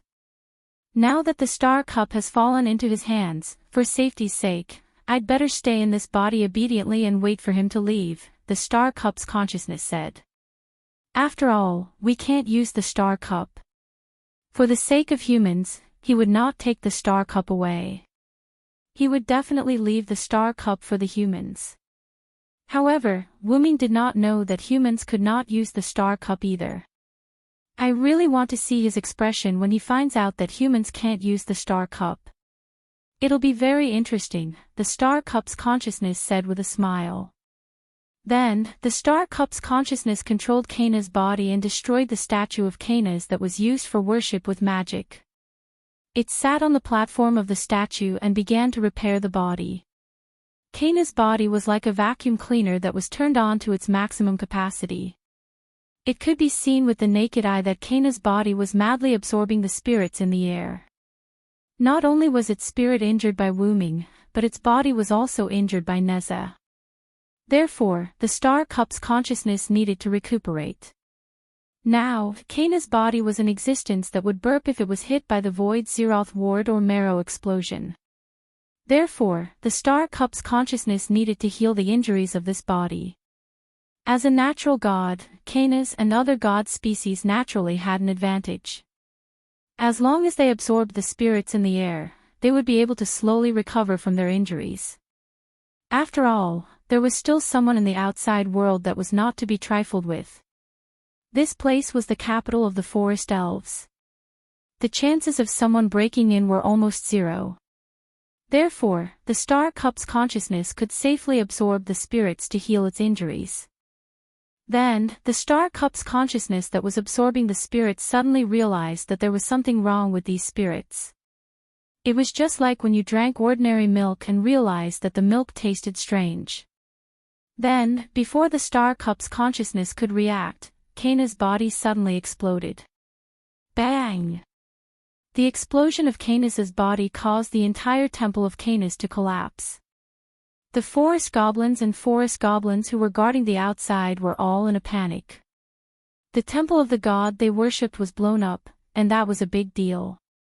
The temple had always been the place where the forest elves communicated with Canis, but now it had exploded. This was no less than the collapse of the family's ancestral hall. It was a heavy blow to the people. As the forest elves panicked and tried to rescue them, Shinka Nilbar hid in a house not far from the temple and looked at the collapsed temple with cold eyes. Sucking in a fairy that was activated by my Zeroth Ward of the Void, plus you're heavily injured. What a pity. Lord God, you're finally going to die by my hands. Hee hee. Hee hee hee. Xianka's expression darkened as she spoke, which made the girl behind her a little scared.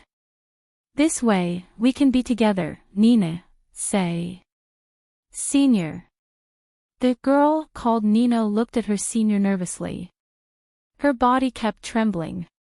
Perhaps she would be very lucky in the future.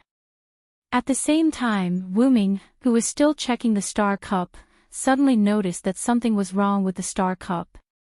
You finally came out, Star Cup's consciousness. Chapter 453. Wuming looked at the tiny Xingchui on his huge dragon claw and breathed a sigh of relief. Although he didn't know why he couldn't find it before, Wuming finally found Xingchui's consciousness. I thought you really disappeared, but it turns out you were still hiding. After all, Wuming didn't believe that the death of a mere body could kill Xingchui's consciousness. Sure enough, after Wuming's perseverance, Xingchui's consciousness finally came out. Damn. Forest elves. Xingchui's consciousness said weakly. Previously, because Wuming destroyed its body, Xingchui's consciousness was weakened. This time, it was plotted against in the Temple of Canis, and now Xingchui's consciousness could no longer stay awake. The Star Cup's consciousness that absorbed the spirit to heal its injuries was like an 4-drip, but someone injected poison into the 4-drip, and all the absorbed spirit was detonated by the Zeroth Ward of Void. Canis was completely dead, and the Star Cup's consciousness returned to the Star Cup because it had nowhere to go. However, it really didn't expect that the forest elves would attack their creator, forest god Canis. Although Xingchui's consciousness didn't pay much attention to Canis, Canis was also an evil god, so why would someone want to kill her? All kinds of questions troubled Xingchui's consciousness, but now, Xingchui's consciousness didn't have time to think about other things. If it didn't solve the crisis in front of it, it would really die. Xingchui's consciousness didn't think that Wuming, who could mix a shielding technique into a space lock technique, wouldn't use a technique that targeted its spiritual body, which was its consciousness. Wait. Wait. I have something to say. Xingchui's consciousness, who knew that it was already at the end of the road, quickly said. Do you still want to say something? But I won't give you the chance. Wuming finally understood that the victor was the righteous one, while the villains died because they talked too much, laughing emoji. Goodbye. Immediately afterward, Wuming took advantage of the fact that his sorcerer avatar was still active and chanted the spell again. Noble and powerful, wise and kind. Thus, I shall become a miracle and lead the world to the dawn. In an instant, Wuming's inner stone plate, which represented the sorcerer's incarnation, turned red. A large amount of mana surged into the Star Cup. Then, in the silence of the Star Cup's consciousness, which had become even more muddled due to its weakened state, Wuming completely eliminated it. Although it was a bit anticlimactic, it's finally over. Wuming complained as he looked to the east. Just like what Wuming knew, the sun appeared from the east.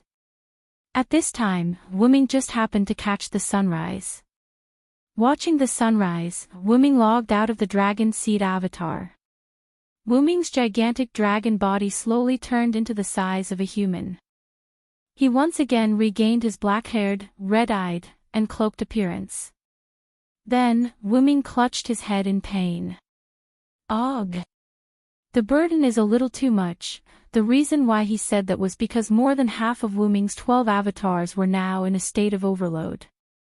Overload's red alert state was not the end of it. It also caused damage to Wu Ming's spirit and body.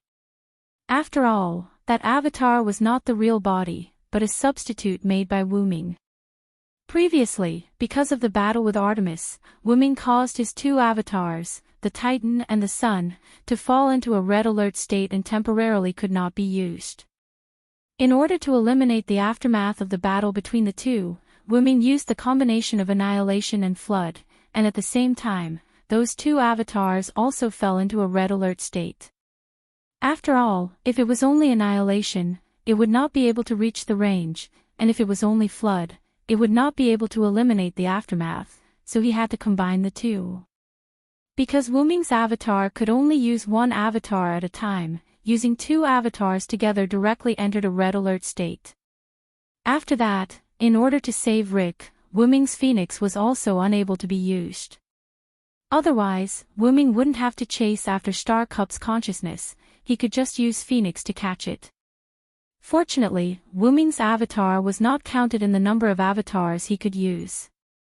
Otherwise, Wu Ming would not be able to use other avatars the moment his avatar was on the ground. After that, Wu Ming used Dragon Seed to restore his body to a state where he could use multiple avatars for a short time. With that, Wu Ming secretly used Sorcerer's avatar to set up a space blockade and a space shielding technique. The reason why Star Cup's consciousness did not notice it was because Sorcerer's avatar's casting effect was enhanced.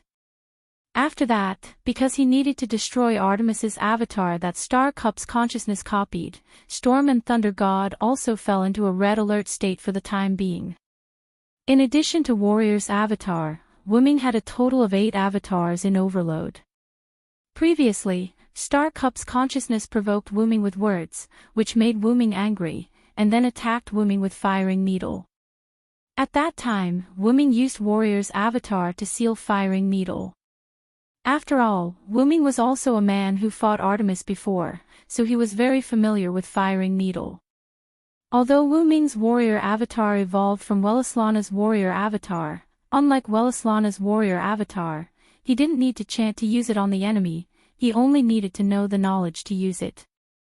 However, because it was instantaneous, and because of the power of Firing Needle, Warrior's avatar also fell into overload. And Sorcerer's avatar also fell into overload because of Star Cup's consciousness just now. Now, Wu Ming only had 3 avatars left, Dragon Seed, Dependent and Vitality.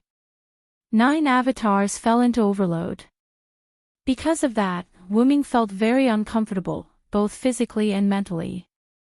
After all, Wu Ming's mental power was quite strong, and he meditated every day.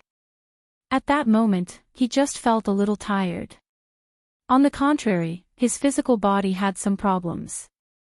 Because this body was made, not only could it not allow Wu Ming to exert his full strength, but its physical strength was also far inferior to his original body. 9 of the 12 avatars fell into overload, and Wu Ming felt extremely painful. Looking at Star Cup in his hand, Wu Ming threw it casually, and golden ripples swallowed Star Cup. Then Wu Ming opened the portal, found a plane, and sat cross-legged. I'd better heal my injuries first. The reason why he didn't sit on the ground was because the battlefield just now had turned into an ocean, the one with the supreme divine power, the god protects him, the devil hates him, no enemy can get close to him, like a fountain of vitality that constantly surges, granting the world equal protection. As soon as Sorcerer's avatar finished speaking, the elves between heaven and earth began to surge, but Wu Ming did not absorb those elves. First of all, what Wu Ming needed was magical power, not elves. Second, those elves were alive. If possible, Wu Ming would not hurt them. In that way, Wu Ming closed his eyes and began to recover. And those elves wrapped around Wu Ming's body as if they were protecting him. A little bit of starlight danced with the divine person. Chapter 454. Vitality Avatar's characteristic: if there is energy that can be absorbed, it will speed up the recovery speed. Even if there is no magical power in this world, there is only elves, but fortunately, Wu Ming's Vitality Avatar can heal Wu Ming's injuries without energy, so it's not a big deal at all.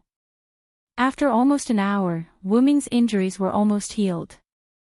Feeling his heart, Wuming found that the red color of the stone plate that entered the state of overload was fading little by little at this moment. It seems that Vitality Avatar can also relieve the overload of other avatars. Although this was the case, Wuming also stopped activating Vitality Avatar. At present, his physical and mental aspects are almost recovered, and there is no need to restore those avatars at this time. After all, Star Cup is still in my hands, I can't use it, and humans can't use it either. I have to think of a way. Star Cup's consciousness said before that Wuming can't become the only god of this planet, and he can't control Star Cup, and humans are the same. Although Wuming didn't think what Star Cup's consciousness told him was a lie, but to be on the safe side, Wuming still checked Star Cup after getting it.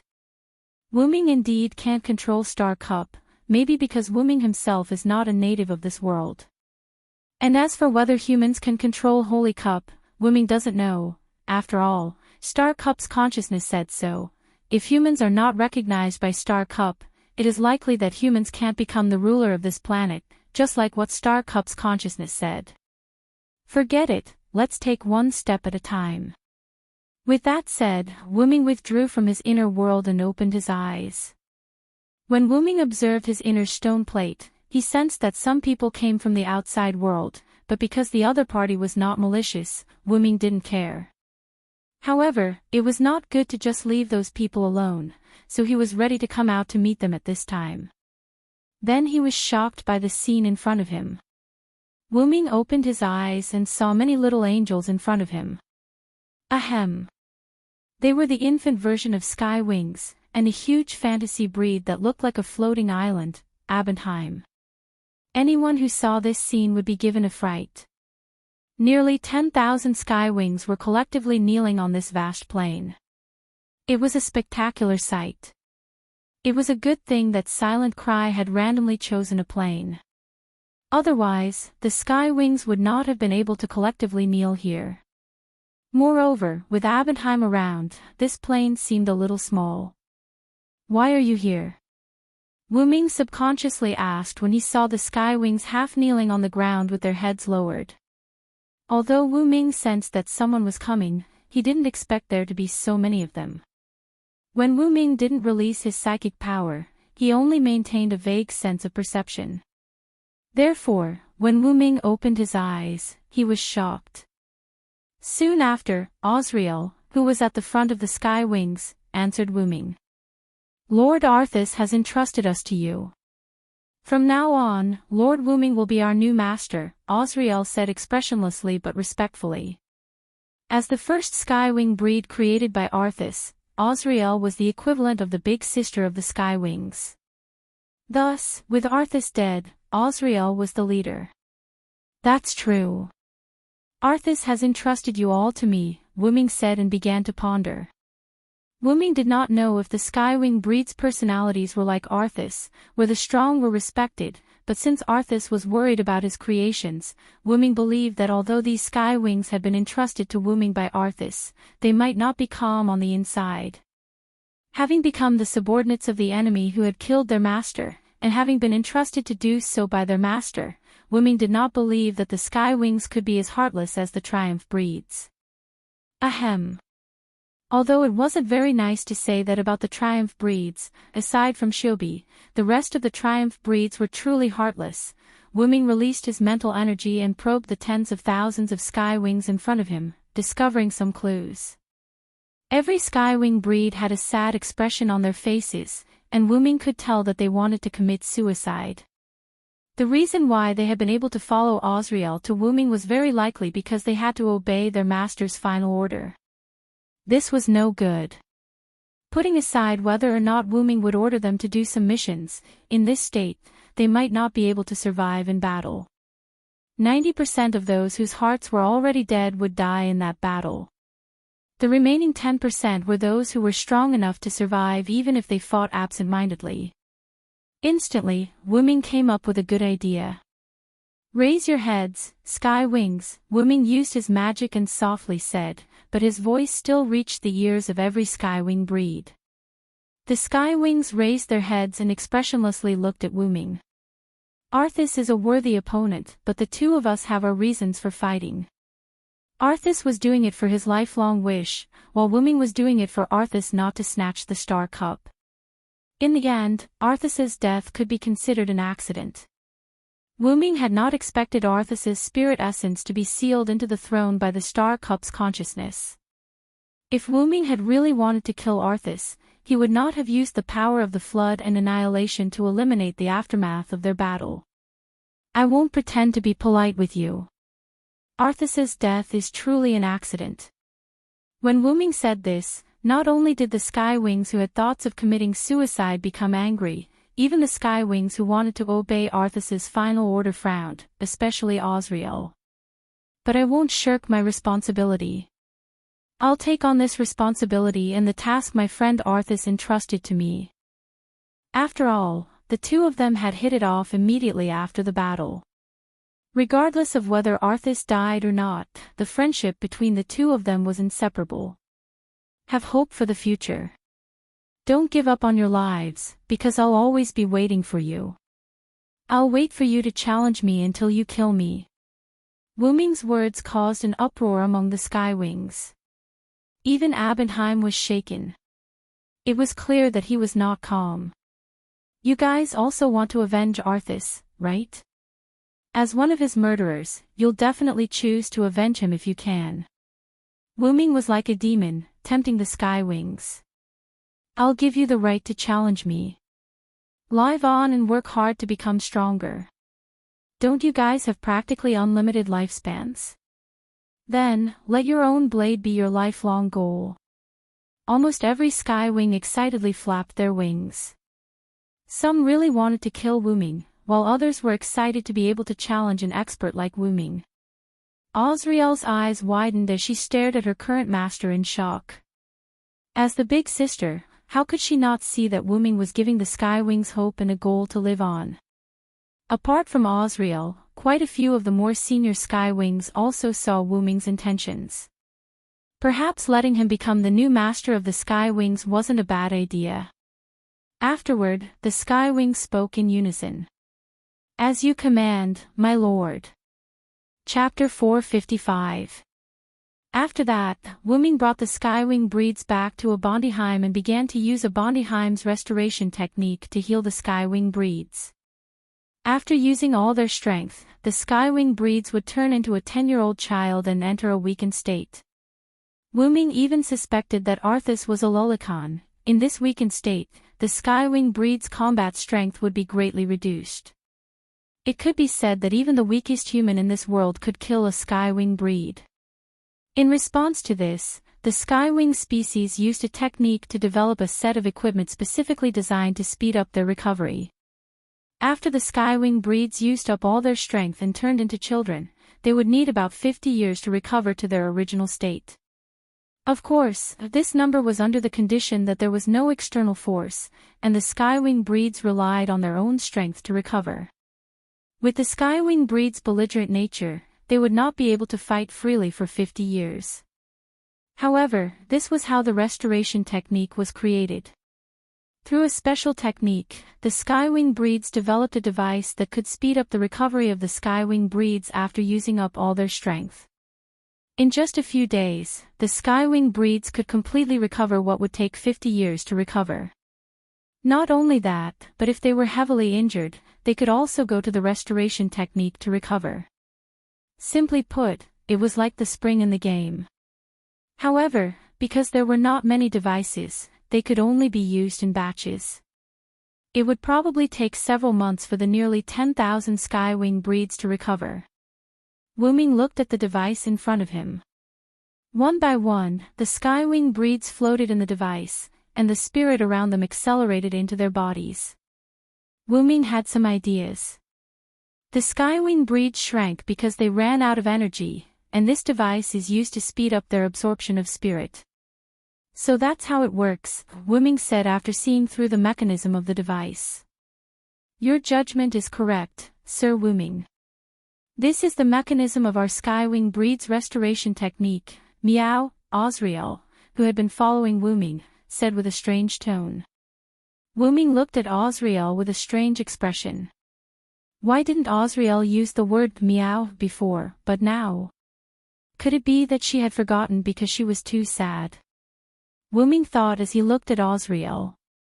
Master Wuming, what's wrong meow? Osriel stared at Wuming with her big cute eyes and asked curiously. No, nothing.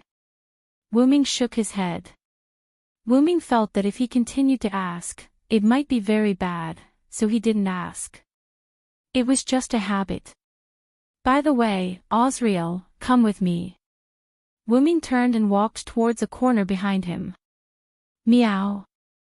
Is Lord Wuming going to attack me?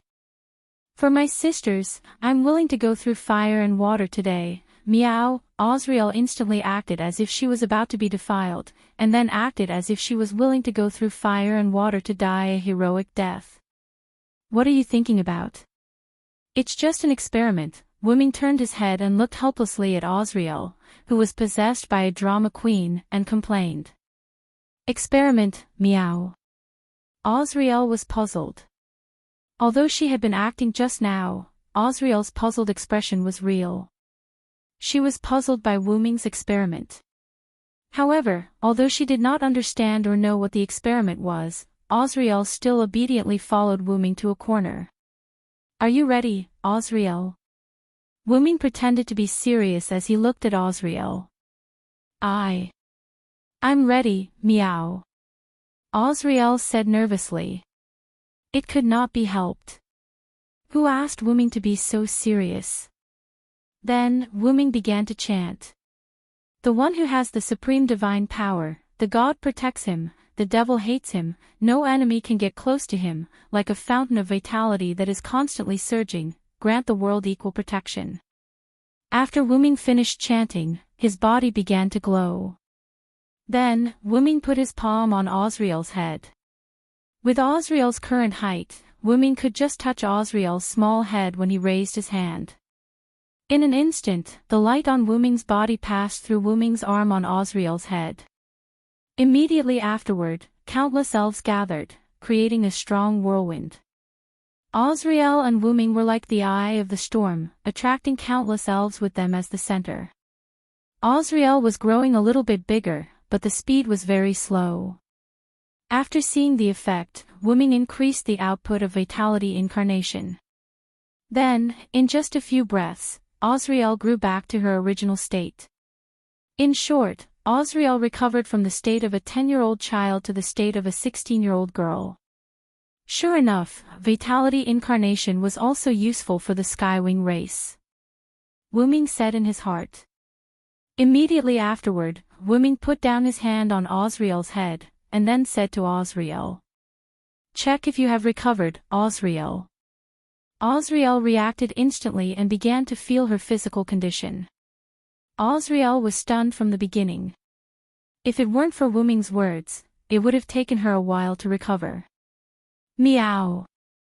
I've actually fully recovered, meow. Osriel shouted excitedly after feeling the state of her body. My lord, thank you very much, meow. Osriel knelt on one knee to Wuming. Wuming smiled. After all, as the eldest sister, you can't do anything without recovering your strength. The reason why Osriel followed Wuming was that she didn't want to enter the recovery device herself. She wanted to give the few places to enter the recovery device for recovery to the other sisters. Power is used to protect. Only by mastering power can you protect the people you want to protect. Wuming's words reminded Osriel of Arthas. Her Skywing race failed to protect Arthas.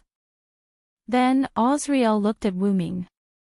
Although Sir Arthas's death is related to Sir Wuming, Sir Arthas did not blame you.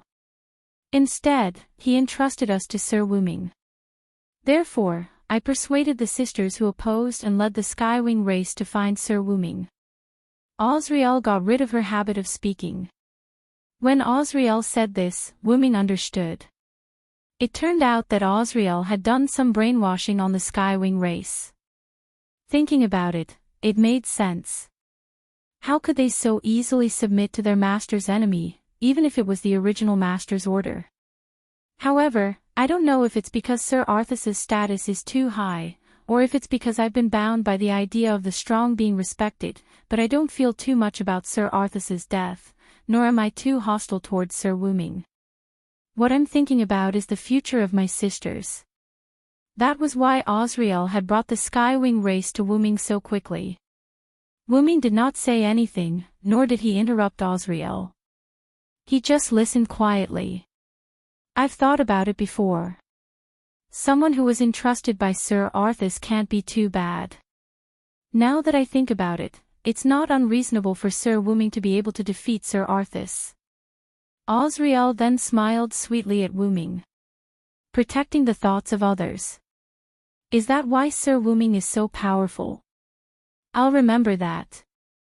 In the future, I'll also protect you. In order to make up for the regret of not being able to protect Sir Arthas, in order to protect Sir Arthas's final order, in order to protect my sisters, and even more so, to protect my dearest master. After Osriel finished speaking, one of the 12 stone plates in Wuming's heart automatically lit up.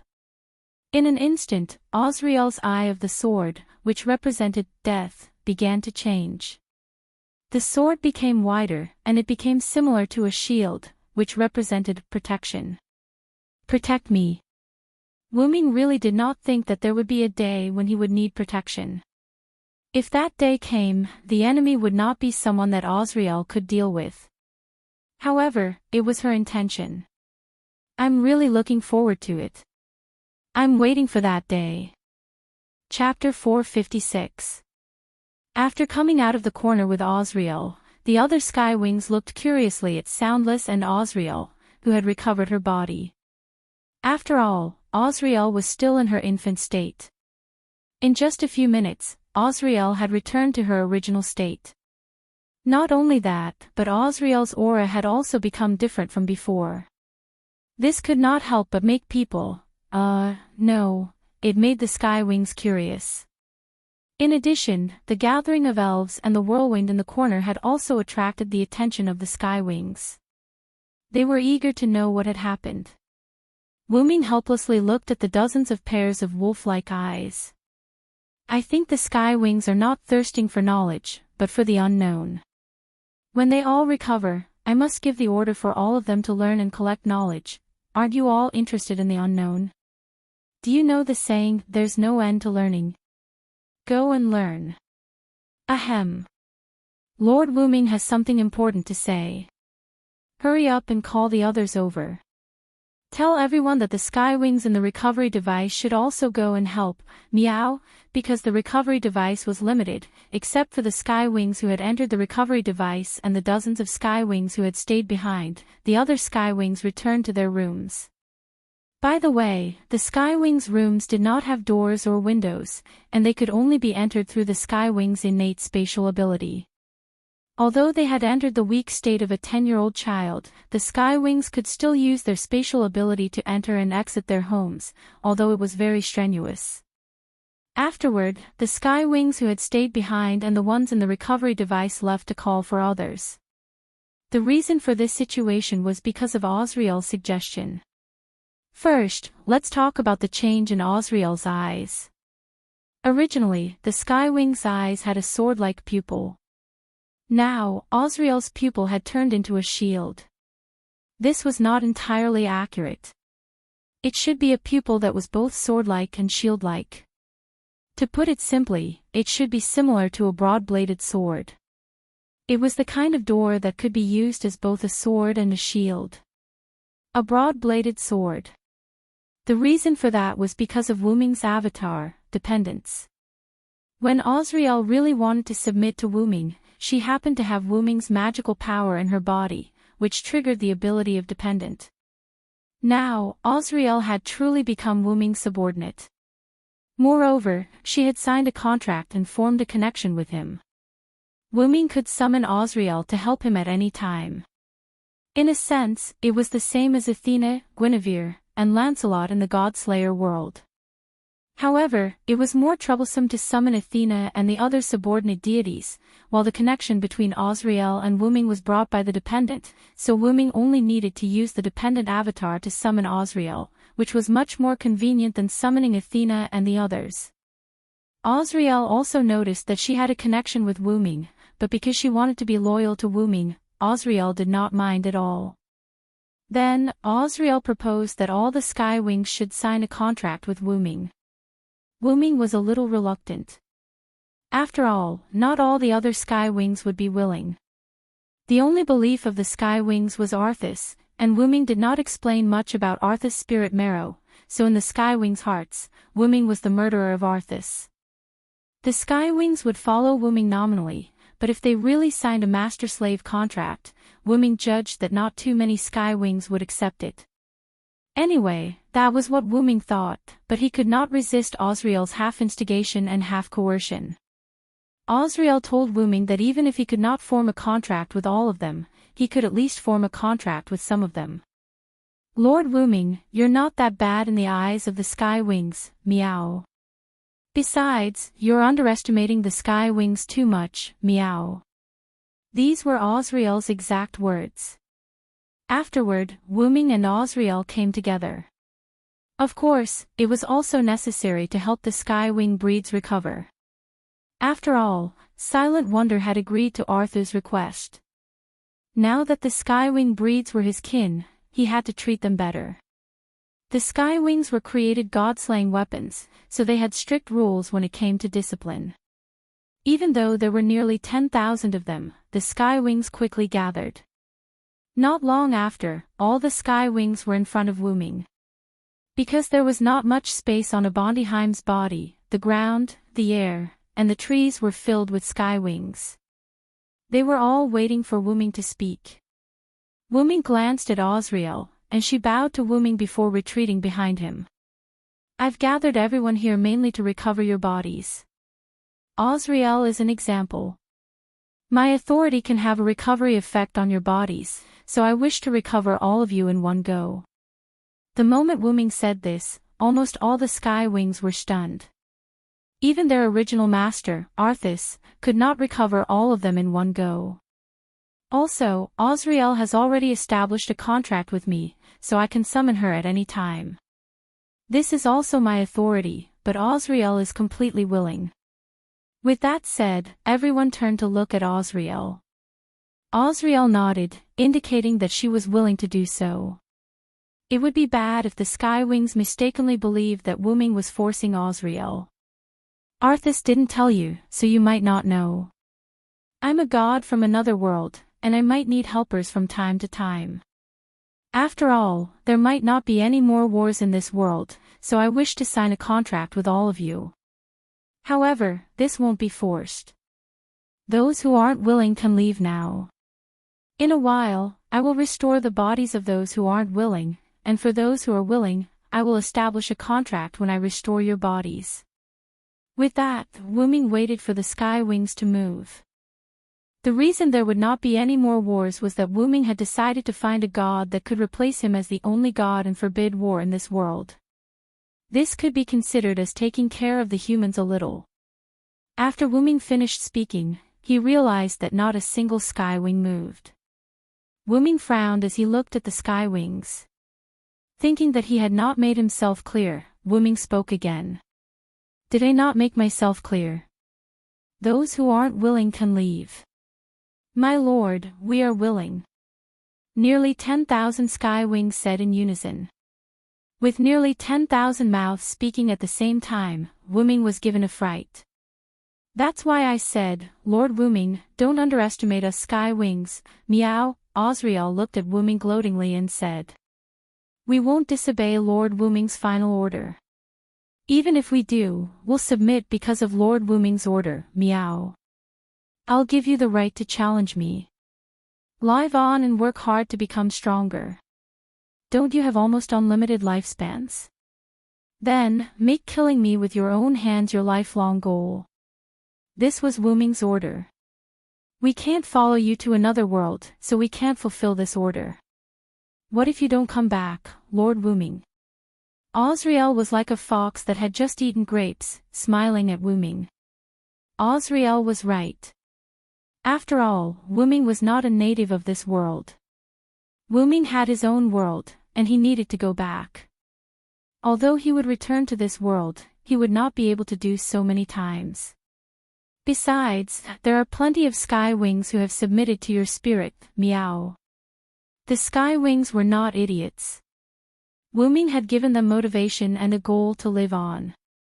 At the start, many of the sky wings could tell. Now that they had calmed down, they more or less understood Wu Ming's words.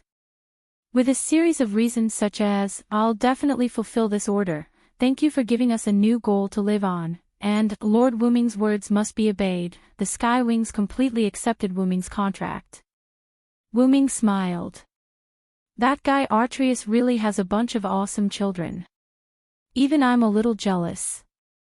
Then, let's begin. Restore your bodies and contract. With that, Wu Ming raised his hand. Wait a moment.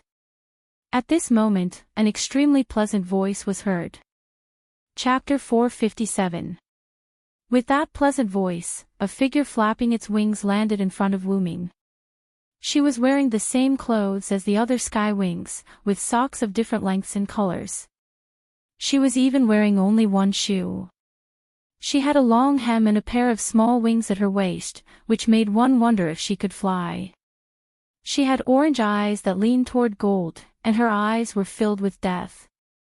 She had long pink hair that glowed with fluorescent light, and a halo that resembled a magic array on one side of her head, making her look extremely mysterious. Wu Ming could not help but sigh in admiration. They really were sisters.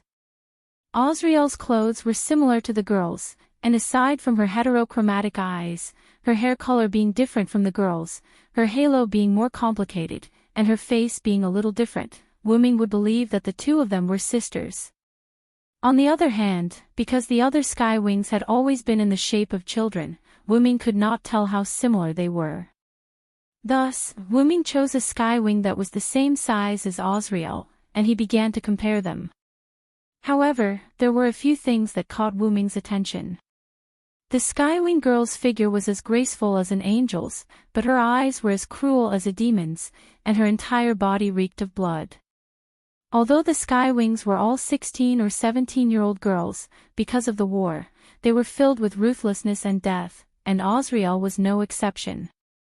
However, the Skywing in front of Wu Ming had a more ruthless and bloodthirsty aura than the other Skywings. She was undoubtedly known as a god-slaying weapon.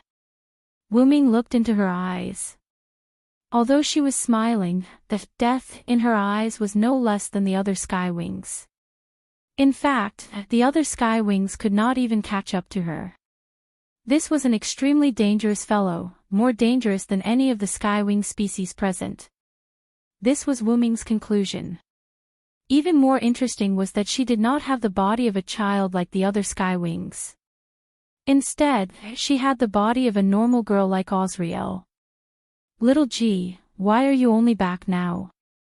Where did you run off to earlier, meow? Azriel had a look of exasperation on her face as she spoke to the Skywing girl known as Little G. I was attracted by the battle between Lord Arthas and Lord Wu Ming. Then, I was sent flying by the shockwaves of the battle. I happened to meet a strange human with a broken arm, so I played with him a little. The girl called Koji smiled sweetly at Azriel. Wu Ming, on the other hand, found some clues from these words. Based on her words, Wu Ming could tell that she had been drawn over while Wu Ming and Arthas were fighting. This meant that she had spatial abilities that surpassed other Skywing species. Otherwise, she would not have noticed the fight between Wu Ming and Arthas. Afterward, she might have been sent flying by the shock waves of the spatial explosion, which was why she did not follow Azriel and the others to find Wu Ming. Furthermore, Wu Ming could sense that this Skywing was much stronger than Azriel's. Furthermore, this Skywing did not have the slightest hint of violence. Furthermore, this Skywing was able to leave a Bondiheim on her own accord. Furthermore, this Skywing had not transformed due to exhaustion. There was no doubt that this Skywing was unique. Lord Wu Ming, she is Gopriel, the final Skywing species created by Lord Arthas. She is the final product of an alien being. It can be said that she is stronger than any of us Skywings, and there is an example of her single-handedly conquering a superior race. Wu Ming immediately understood. It was no wonder she was so special. It turned out that she was an alien being created by Arthas. Under normal circumstances, the first and last products were both special. As the first product, Osriel had the authority to command the sky wings, while Gabriel, as the final product of an alien being, had the greatest strength. However, the fact that her body had not changed caused Wu Ming to misunderstand. Why was Gabriel called an alien being? It was because she was an alien being. As god-slaying weapons, the sky wings naturally had strict team assignments. Meanwhile, Gabriel did not have a team and acted alone. It was very likely because of this that Gabriel did not participate in the release of Pseudo-Godstrike. However, this did not surprise Wu Ming. Gabriel's lack of participation was very likely due to Osriel's orders. No matter how stupid Osriel was, she would not let all the sky wings fall into a weakened state. Gabriel was the backup plan that Osriel had left behind. Wu Ming's guess was not wrong. Due to Gabriel's stubbornness, she left Abondiheim, and Osriel could no longer care about Gabriel. She brought Abondiheim and all the sky wings to Wu Ming. After that, Gabriel found Abondiheim and returned. Wu Ming did not think that Gabriel did not know about Arthas' death, but from her expression and aura, as well as the emotions she displayed, Gabriel did not seem too sad. However, Wu Ming did not pay attention to that. What Gabriel had just said concerned Wu Ming. You said that you met a human with a severed arm. Where is he? Wu Ming looked at Gabriel solemnly. Unsurprisingly, the human with a severed arm that Gabriel had met was Rick. Wu Ming had sent Rick directly to Lucia. Only the heavens knew how Gabriel had managed to get there. Even if she had been affected by Wu Ming and Arthas' spatial oscillation, could she have made it that far? The reason was simple. Gabriel had wanted to use her spatial ability to enter the space where Wu Ming and Arthas had fought, which was Arthas' war god shrine. However, a spatial explosion had happened at that time, and due to the instability of space, Gabriel had been sent away by the spatial oscillation. She should be considered lucky, but she had made it in time for Wu Ming and Arthas' spatial oscillation. She should be considered unlucky, but she had run into Rick, who had been sent away by Wu Ming. As the most god-slaying sky wings, what they loved to do the most was collect the heads of various races as spoils of war. They would not let their enemies off just because they were weak or strong. That was why Wu Ming was a little worried that Gabriel would make a move on Rick. Gabriel smiled sweetly at Wu Ming and explained, Wu Ming. Don't worry, Lord Wu Ming. Because he has the aura of your power on him, I only teased him a little and did not harm him. Indeed, Rick's severed right arm still had traces of mana leaked from Desireless arm. If not for a special method, it would take a few days for the residual mana to dissipate. Thank you for not attacking him. He's my friend. Wu Ming's tone relaxed, no longer feeling as oppressive as before. It's what I should do, Gabriel said gracefully. Gabriel then revealed a dangerous look. Then, Lord Wu Ming, let's talk about the contract. Chapter 458. For her to stand up at this time, there was no doubt that she had some objections to Wu Ming's contract. I heard that Sir Arthas has entrusted us to you. Since that's the case, I'll definitely abide by this rule. However, the contract you speak of isn't an ordinary one, Giliel continued in an elegant and pleasant voice. Giliel's meaning was very simple. A contract was not that simple. Please allow me to ask a question. If I sign a contract with you, will I truly become your subordinate? Giliel asked. Wu Ming naturally understood what Giliel meant. She wanted to ask whether this was a simple summoning contract or a true master-slave contract. If it was just a summoning contract, then the Sky Wings would only be summoned, but if it was a true master-slave contract, they might not even have the ability to resist after signing the contract. In serious cases, they might not even be able to commit suicide. However, the other sky wings did not seem to care about this. It was as if they were really weapons, as they quietly listened to the conversation between Wu Ming and Giliol. It's not a summoning contract but a master-slave contract. I can summon you through this contract, and you can transfer your power to me. I can also bestow my power to you. Currently, I know of these abilities. Osriel is an example, Wu Ming calmly said. He then began to transfer his power to Osriel. Bang! As if she had been cast by a red devil, Osriel's body erupted with powerful magic, creating a whirlwind that engulfed the surroundings. That's truly powerful power, Giliol said with a smile when she sensed that Osriel's power had increased by a large margin. Giliol could sense that Osriel's power had vaguely surpassed hers. However, you can be at ease. The contract will only be effective on creatures that sincerely wish to submit to me. After signing the contract with me, although I can't directly kill you, I can still control you to a certain extent. Of course, if you feel that this contract is too overbearing, you can choose to refuse to sign the contract with me, Wu Ming explained to the Sky Wings once more. There's no need to say such things, Sir Wu Ming. The Skywing sisters will definitely obey Sir Arthas's orders and treat you as their new master, so they'll definitely agree to sign the contract with you, Giliol said with a smile. I'm only asking because I need confirmation. After all, I have to ensure the future of my clansmen. If I've offended you, please punish me. Seeing Giliol's apologetic look, Wu Ming simply waved his hand. There's no need for punishment. You're not wrong. Then, Sir Wu Ming, would you be willing to fight with me? As if she had already expected Wu Ming's answer, Giliol smiled and looked at Wu Ming. However, the ruthlessness and deathly aura in her eyes became even more intense. Wait a moment, little Giliol. How can you be so rude to Sir Wu Ming, meow? Osriel frowned and said.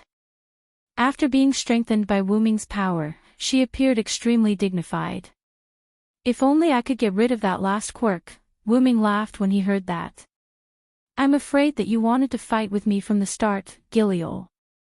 Indeed, after saying so much, apart from confirming the future of the Sky Wings, Giliol actually wanted to fight with Wu Ming even more. Although it's a little rude, Sir Wu Ming, I won't lower myself to fight someone I don't agree with, even if it's you who defeated Sir Arthas. Instantly, Giliol's eyes were filled with killing intent. Giliol! Osriel roared at Giliol. This time, Osriel did not use her pet name of Little Giliol, or her quirk of a meow. It could be said that Osriel was already angry. You're quite to my liking. Then, let's fight. Wu Ming also revealed a smile, as if his interest had been piqued, and he looked at Giliol wantonly. Osriel looked at Wu Ming with some surprise, clearly dissatisfied with Wu Ming's willful answer to Giliol's willful request. Then, Wu Ming's Giliol arrived at Wu Ming's inherent barrier. This planet that had already been pierced through could no longer withstand another wave of devastation, so Wu Ming chose his own inherent barrier.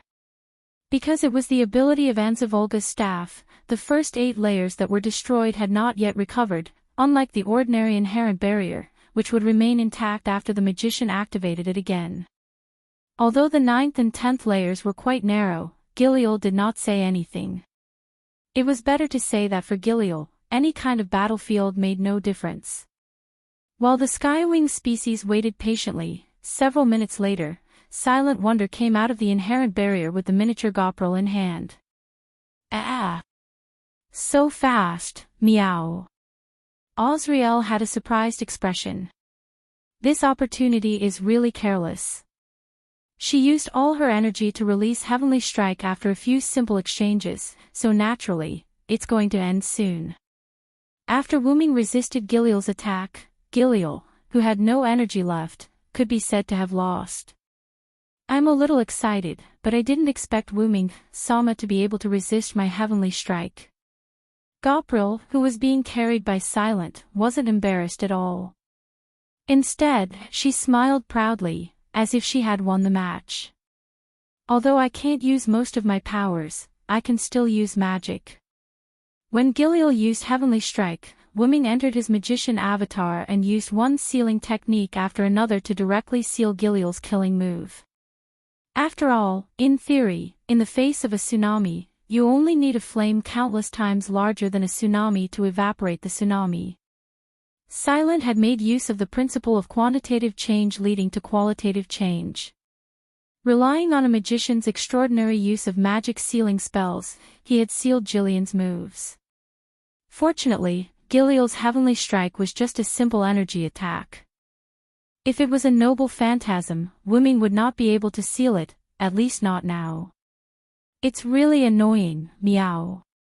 In short, Kitsune lost, meow. Osriel turned around, and her face instantly became like an idiot. However, because Giliel was being carried by Wuming, she did not see Osriel's face and said with a smile. Ah, that's right. Wuming, Sama got my approval. Wuming, hurry up and let all of us Skywings sign the contract. Alright, let's do it as soon as possible. Wuming also nodded. He had wasted too much time with the Skywings. However, Wuming, Sama, before that, can you give Kitsune to me for a while? Meow. Osriel turned around and looked at Giliel like an idiot. Hey! Senior Osriel, you're like this again. I don't want to be your pillow. Meow, ha ha ha, it's still up to Master Wuming. Meow, that's enough, you too. There are still so many people watching. Chapter 459. After that, Wuming entered Vitality Incarnation and released his mana, enveloping all the Skywings. Immediately afterward, the Skywings returned to their girl forms at a speed visible to the naked eye, but thanks to that, Wuming's Vitality Incarnation also entered a red alert state. After all, there were close to 10,000 Skywings. Fortunately, because it was not overloaded, the Vitality Incarnation was only used for a short period of time, so it would recover in a few days. After that, Wuming also activated the contract ability of dependence, and all the Skywings accepted the contract without hesitation, including Gapril. By the way, Abendheim also accepted Wuming's contract and evolved into Wuming's guardian beast. After all, which god didn't have a divine beast by his side? Just stay on Abend. In a few days, this world will be brand new. Wuming told the Skywings and was ready to leave. Is Master Wuming going to see that human? Gapril suddenly asked. Yes, why? Do you want to go with me? Wuming looked at Gapril. Yes, after all, it's too boring to stay here. Gapril smiled sweetly at Wuming. However, this made Azrael feel helpless. Master Wuming, if possible, I think it's better for you to take Gapril with you. First, she can't stay here, and second, with you taking a Skywing guard, you can let the other races know that you are our new master, meow. In short, it was a declaration of sovereignty. After all, many races had lost their gods. In addition, the battle between Wuming and Artesio must have attracted the attention of other races, and there must be some races who wanted to take the opportunity to join Wuming. After all, almost no one knew that the Star Cup was already in Wuming's hands. Many of those secluded clans did not really want to retire. If they won the Star Cup for their own gods, they would naturally rise in status. Who didn't want status and power? It was just that they couldn't fight anymore, so they had to withdraw from the war. If there was a new incomparably powerful god that was left alone, they would definitely not mind joining him or her and starting to compete for the Star Cup again. I understand. Gapril, follow me. Yes, Master Wuming, thank you very much. Because of Azrael's words, Wuming was ready to take Gapril to a conspicuous place to show the sovereignty of the Skywings. Wuming and Gapril flew in the sky at a leisurely pace. Master Wuming, how different is your world from this world? Gapril suddenly asked. Wuming glanced at Gapril and found that her eyes were filled with a thirst for knowledge. It was no wonder Gapril couldn't stay. How could she stay with such a strong thirst for knowledge? My world. You can say that it's completely different from this world, Wu Ming said as he flew. Oh. Then, can you tell me? Gabriel's eyes shone like a wolf who had seen meat. Of course, no problem. Let's talk about language first. If not for my innate ability that allows me to communicate with people from different worlds without any obstacles, I'm afraid I wouldn't be able to communicate with you. Wu Ming had been to many places, but he had never encountered a language barrier. There was no doubt that this was a racial innate ability of the origin dragon. Now, Wu Ming and Gabriel were communicating in the language of the sky wings. Every time he came into contact with a new species, Wu Ming could always subconsciously speak the language of that species and communicate with them. This could be said to be speaking the human language when you see the human, and the ghost when you see the ghost. After all, Wu Ming was born from the origin that gave birth to countless worlds and countless origin dragons, so it was reasonable for him to have this ability. But Master Wu Ming, you speak the language of the sky wings very fluently. Your innate ability is truly miraculous. In this world, because there were various gods, the creatures they created all had their own languages, including humans. Of course, there was also a common language of the continent that had come from who knew where, and it could be said that every species could understand it. Wu Ming suspected that it was because of this planet. As long as one was a native of this planet, they would definitely be able to understand the common language of the continent. Then, is there a unified language in Master Wu Ming's world? Gabriel continued to ask. That's not the case.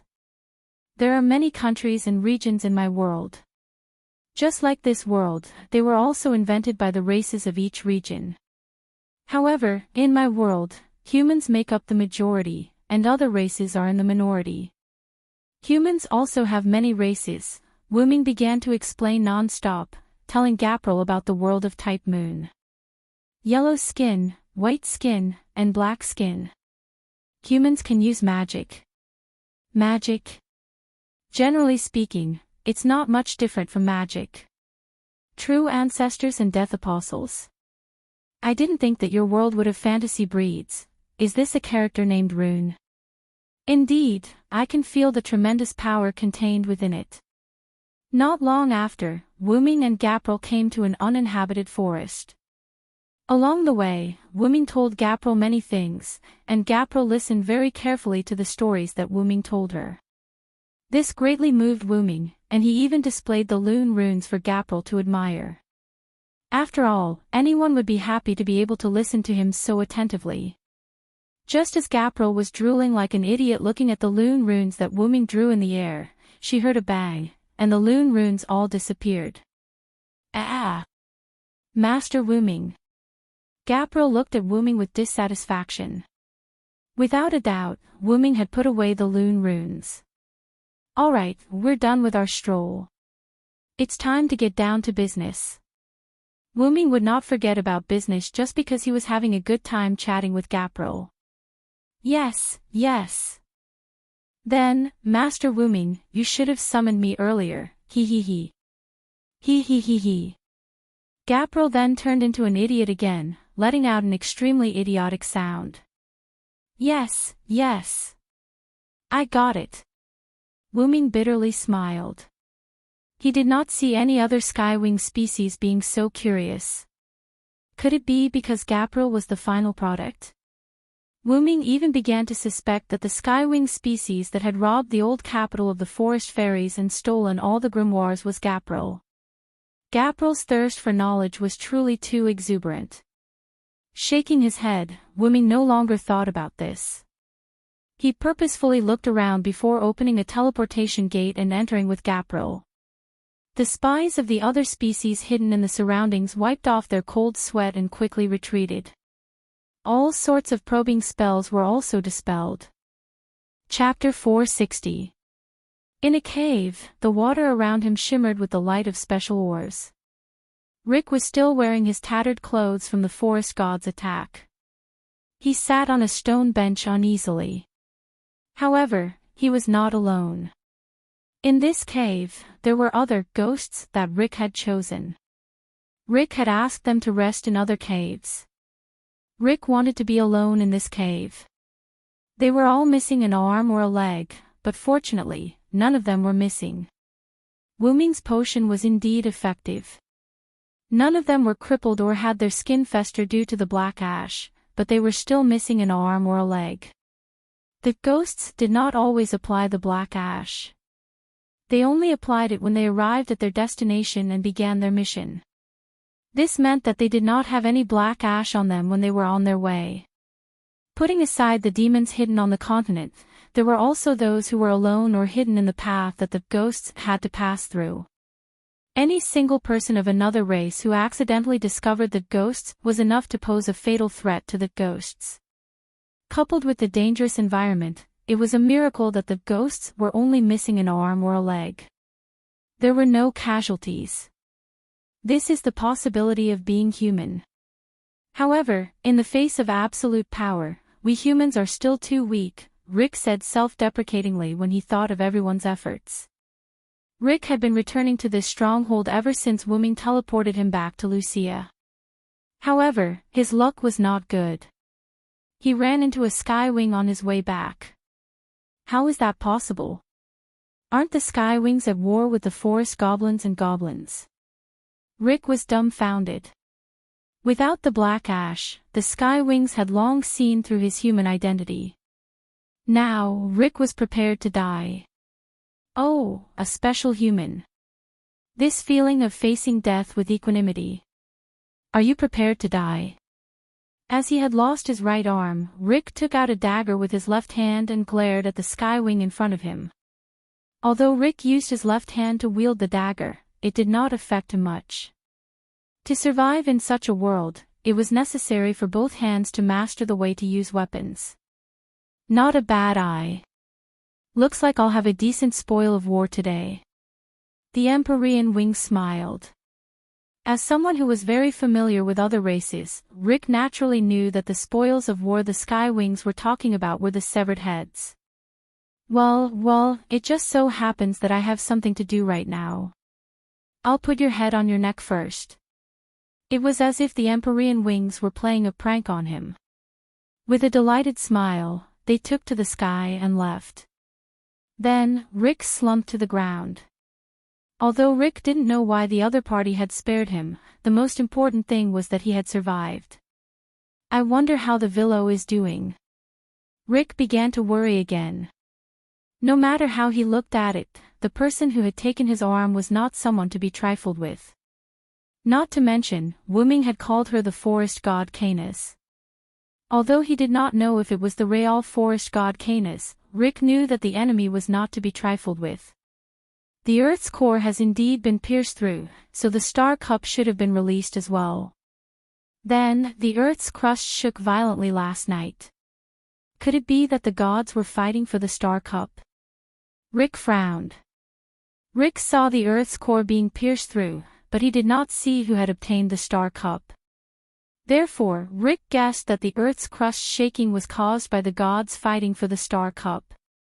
Rick's guess was not wrong. Wu Ming and the star cup's consciousness were indeed fighting for their lives.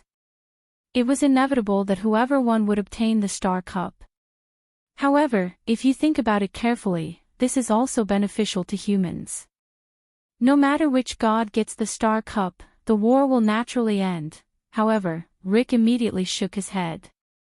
A god who can't ensure the safety of humans, possessing the star cup is equivalent to giving humans an unprecedented disaster. Rick sighed helplessly. I can only rely on you, Lord God from another world. After all, Rick still dared to prance around under the eyes of a god, but Rick really did not dare to snatch something from a god. It should be said that he could not snatch it. Humans without power could only lead the war to an end. If humans really had the power to change the outcome of the war, then humans would not be where they were today. Then I'm really honored, Rick. Suddenly, Wu Ming's voice sounded in the cave. Lord God. Rick looked at the source of the voice excitedly, but his voice came to an abrupt stop. It was not because of Wu Ming, but because a skywing species was following behind Wu Ming. Moreover, it was the skywing species that had let him go. In an instant, countless questions arose in Rick's mind. Why would the Lord God have a skywing species behind him? Wasn't the skywing species a subordinate of the war god Arceus? Could it be that the Lord God and Arceus worked together? Many questions filled Rick's mind. Seeing Rick's eyes constantly changing, Wu Ming easily guessed his thoughts. Arceus is dead. I defeated him. Wu Ming's words shocked Rick. To be able to defeat the war god who was known as the strongest in this world, did that not mean that this Lord God from another world was even stronger than the war god? Then, the skywing species behind you is... Rick looked at Jillian, who was still smiling. Now, the skywing species has already defected to my command. These words made Rick lose his composure. Ha! Let's put it this way. Just treat it as my reward for defeating the final boss. Wu Ming smiled at Rick. How can there be such a reward for defeating the Demon King and subduing the Demon King's army? Rick roared angrily. Forget it. Let's not talk about this for now. Rick rubbed his head as if he had a headache, then looked seriously at Wu Ming. Star Cup. How is it? Hearing Rick's words, Wu Ming smiled, and then golden ripples appeared beside him. Seeing the golden ripples for the first time, Jillian showed interest and curiously stared at the golden ripples. Wu Ming reached his hand in, then out again. In an instant, the cave, which was originally extremely dark even with the light of the oars, became as bright as the outside. The reason was the cup-shaped object in Wu Ming's hand, which was emitting endless light. Without a doubt, this was the Star Cup. Jillian and Rick both looked at the cup in shock. This was the symbol of the planet's ownership. Although the two of them had no intention of becoming the planet's master, they could not help but care about the Star Cup. This thing was simply too beautiful. This was Rick's first thought. Rick was deeply immersed in the warm light of the Star Cup and did not speak for a long time. Chapter 461. So this is the Star Cup. Rick said in a confused manner. Yes, this is the source of the gods' dispute and war, the Star Cup. The entire planet was engulfed in the flames of war. Countless lives were lost. The sky lost its light and was shrouded in darkness. The ground was covered in black ash. The cause of all this was the beautiful little cup that was glowing in front of him. The ownership of the planet. The throne of the only god. Now, this war can finally end. Rick clenched his fist and lowered his head. A few drops of tears rolled down his cheeks as he spoke in a choked voice. Looking at Rick in this state, Wu Ming's Jillian seemed to have realized something. Her eyes were filled with thoughts. At the very least, you humans participated in ending this war. You were the victors from the beginning. Usually, only those who yearn for peace will get what they wish for in the end, Wu Ming said to Rick with a smile on his face. Also, I believe that even without me, you can save this planet. The possibility of humans isn't some weak force. From the beginning, Wu Ming had sensed endless possibilities from Rick. The feeling that Rick could end the war even if he did not come to this world lingered in Wu Ming's heart. If Shiobi met Rick, he would most likely be influenced by Rick's inner feelings. With Rick's opportunity and the Kikai Seed's ability, the possibility of ending the war was quite high. Of course, since Wu Ming was here, he would naturally choose to help. Wu Ming was glad that he came. Otherwise, even if Rick's plan was perfect, he would still die in the end. The Star Cup did not allow non-gods to become the only god. Wu Ming could feel the rejection from the Star Cup towards Rick and Gopril. It was as if they would turn into ashes if they were to touch it. Wu Ming's hand was wrapped around it. Wu Ming, on the other hand, was judged as neutral by the Star Cup because of the Root Dragon's power. The Star Cup would not allow Wu Ming to become the only god, nor would it harm Wu Ming. It truly treated Wu Ming as neutral. But now, there's another big problem. Wuming smiled bitterly as he lifted the star-holding cup. Wuming started to explain when Gopril's big, curious eyes and Rick's teary eyes looked over. Because I'm not a native god of this world, the star cup doesn't recognize me, and the star cup can only be inherited by the gods. In other words, whether it's a creation of the gods or a human, they can't control the star cup. Wuming told them the bad news. Jillian wasn't moved. She wasn't interested in these things, and Rick's expression didn't change much as though he had expected it. You don't seem surprised. Wuming asked. While I was waiting, I also guessed that humans might not be able to use the star cup. Furthermore, I didn't have any intention of obtaining the star cup, so I wasn't surprised, Rick said slowly. Besides, I originally wanted you to become the only god, although it's impossible now. Rick shook his head regretfully. The three fell into silence. Hey, Rick, have you ever thought about how gods are born? Wuming suddenly asked. Facing Wuming's question, Rick didn't answer immediately. Instead, he began to ponder. My lord, isn't it because the elven corridor gave birth to a divine seed? Seeing that Rick didn't answer, Jillian spoke up. However, Wuming smiled and shook his head. Of course, Wuming wouldn't ask such a simple question. Otherwise, Rick wouldn't be deep in thought. What I mean is, why would the elven corridor give birth to a god? Is there a source beyond this? Jillian also fell into deep thought. She wasn't very interested in this kind of thing and had never thought about it before. She simply gave up after thinking about it for a while. If there were no god seeds, then there would only be one kind of creature in the world. Because only humans were born to live on this planet, the other creatures were all created by the gods. Wuming's words gave Rick some idea. From what I know, every world has faith. If the gods rely on faith, they can become extremely powerful. Wuming began to tell the story. Faith can provide the gods with endless power.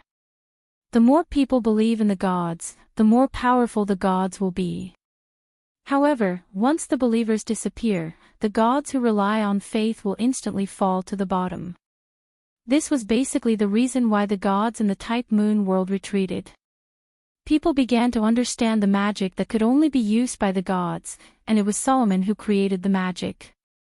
People began to understand mystery, no longer held reverence, no longer believed, and slowly began to believe in science. As for the gods, they can also be born from faith. Wuming's words shocked Jillian. My lord, do you mean that the divine seed is born from faith? Then, Jillian began to think. The divine seed was born from faith. If that was the case, before there were divine creations and gods, whose faith gave birth to the divine seed? Jillian looked at Rick. Without a doubt, the answer was humans. They had no power, no spirits in their bodies, and were extremely weak. However, they were able to play a role in ending this great war. Although in Jillian's eyes, humans were still insignificant, this war was just humans basking in her lord's glory. You should have thought of it, Rick. The humans' faith gave birth to the gods, and the gods created various races. Wuming nodded, then looked at Rick.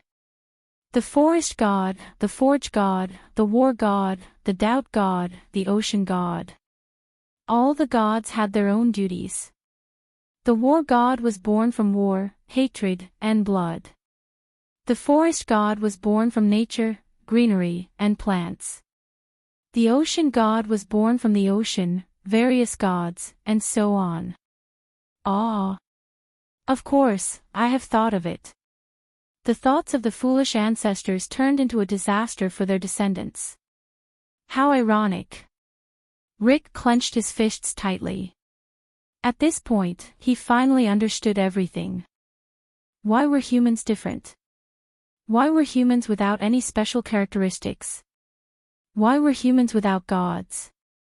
Why were humans so weak? It was all because there were only humans on this planet. Because of the human thoughts, this magical planet's mother gave birth to her younger brother in her own body. However, in the end, the younger brothers of the humans created various descendants, and the younger brothers ignored the humans as their elder brother in order to fight for the position of the family head. Or rather, they never thought of themselves as having an elder brother from the beginning. These humans were probably the servants of the family, the younger brothers thought. Then, the Earth's mother was scarred, and the only elder brother could not stand it anymore. He began his journey to end this farce of a family power struggle. What a crappy family drama, Wu-Ming mocked. Then, Wu-Ming looked at the disappointed Rick. Hey, Rick, we need a new god, don't we? Another sentence made Rick realize something. You mean? Chapter 462. Relying on the faith of humans to give birth to another god. Rick naturally understood what Wu-Ming meant. However, there was no god that could be born just like that. Even the other divine beings were born after who knows how many years. However, Wu-Ming shook his head. Rick, you're underestimating yourself. You're the leader of humans, a special human who could attract my attention. Although the human leader's words were a little absolute since there was no telling if there were other humans in this world, Rick had indeed attracted Wu-Ming's attention through the black origin mud in the star cup. It was because of his strong belief that Rick's voice could reach Wu-Ming's ears through the black origin mud. Haven't you realized that there's a god like that beside you? Rick's pupils instantly contracted when he heard Wu-Ming's words. The god of games. Rick remembered how he often played chess with that unknown existence when he was a child. Although Rick believed that the god of games existed, he didn't need to have such childish thoughts after becoming the leader of humans. Therefore, Rick never played chess again, nor did he tell anyone about the story of the god of games. It could be said that this was the first time Rick played chess with Shiobi and Wu-Ming in the old capital of the forest elves. The god of games, huh? Although it doesn't sound very reliable, I'll leave it to you, this world. Wu-Ming nodded, and then threw the star cup behind Rick's back. Rick didn't react in time. When he saw Wu-Ming casually throw the star cup, he didn't catch it. Gilliar didn't move either, and quietly watched Wu-Ming's actions. The ruined star cup looked as fragile as glass, and it was thrown by Wu-Ming just like that. Subsequently, the star cup did not fall to the ground as Rick had expected. The star cup floated firmly in the air as if it had been caught by someone. Then, a figure slowly appeared, turning from transparent to solid. This is... Rick stared at the scene in disbelief. She was wearing a green shirt, blue shorts, magenta shoes, and a jacket. There was a pink ribbon on the back of her jacket. She wore a checkered hat with a plum blossom logo printed on it. Under the hat, she had short white hair. Her cheeks were printed with hearts, and her left and right eyes had spades and diamonds respectively in her heterochromatic pupils. As expected of the god of games, his face, eyes, and even his hat were all pictures of poker cards, the god of games, a deity formed from your faith and your will. Wu-Ming explained. I'm Tetu. The god of games held the celestial cup in his hand as he hovered in the air, greeting Rick who was staring blankly at Tetu. The god of games, does it really exist? Rick was a little excited. Then, Wu-Ming mercilessly slapped Tetu's face. At the same time, he is also the weakest god. Outside the cave, Wu-Ming, Rick, Gilliar, and Tetu arrived. Ignoring the fact that Wu-Ming said he was the weakest god, Rick was still a little excited. This was a god who existed by his own will. Although he was born by your will, Tetu is the weakest god because it is only your faith. Wu-Ming explained as if he saw through Rick's thoughts. Although you're not wrong, can't you give me a little face? Tetu chuckled. Although Wu-Ming said he was the weakest, Tetu didn't care, like an optimist. Although what Wu-Ming said was the truth. Well then, I'll take my leave first, everyone. With that, Tetu flew into the sky. Tetu, who had ascended to the throne of the only god, was now preparing to repair this world. It couldn't be said that Tetu was trustworthy, but as a god born from Rik's faith alone, his way of thinking was still simpler than the other gods. At the very least, Tetu, who was born from Rik's faith, was trustworthy. Perhaps it was because his lifelong wish had been fulfilled, or for some other reason, but Rik was now staring blankly at Tetu, who was flying into the sky, as if he was possessed, without saying a word. At that moment, Gillyre spoke while Rik was still in a daze after Tetu left. "My lord, are you really going to give the celestial cup to the weakest just like that?" Gillyre was a skywing after all, and her mindset of respecting the strong wasn't that easy to change. Wuming, the strongest, had given the greatest spoils of war to the weakest, which made Gillyre very unhappy. But she had no choice. Since it was her master's will, she could only endure it. "After all, I can't use it either, can I? I only have one goal, and that is to help the humans of this world." Although the god of games is the weakest god, Tetu's feelings for humans aren't weak. Wuming smiled as he explained to Gillyre while looking at the sky. "Perhaps the mindset of respecting the strong has been deeply ingrained in your mind, but I still want to say that humans aren't weak." However, Gillyre still looked as if she didn't agree with that. Through the thoughts of humans, other gods were born. Are humans weak? Not at all. Gillyre then refuted Wuming's words. "But even so, my lord, humans are on the brink of extinction in this war. This is a fact that you can't refute." Gillyre first bowed to Wuming to atone for her rebuttal, before continuing. "Even so, in the end, the celestial cup was still obtained by a god born from the faith of humans. It can be said that humans have won this war." Wuming smiled. After all, the condition for humans to win was the end of the war, while the condition for other gods to win was to obtain the celestial cup. "I defeated Arthas. This is the result. I am the victor. Now, humans are the victors, and the victors are the strong." Gillyre then fell silent. Whatever you say, my lord." As if throwing a tantrum, Gillyre snorted and didn't say anything else.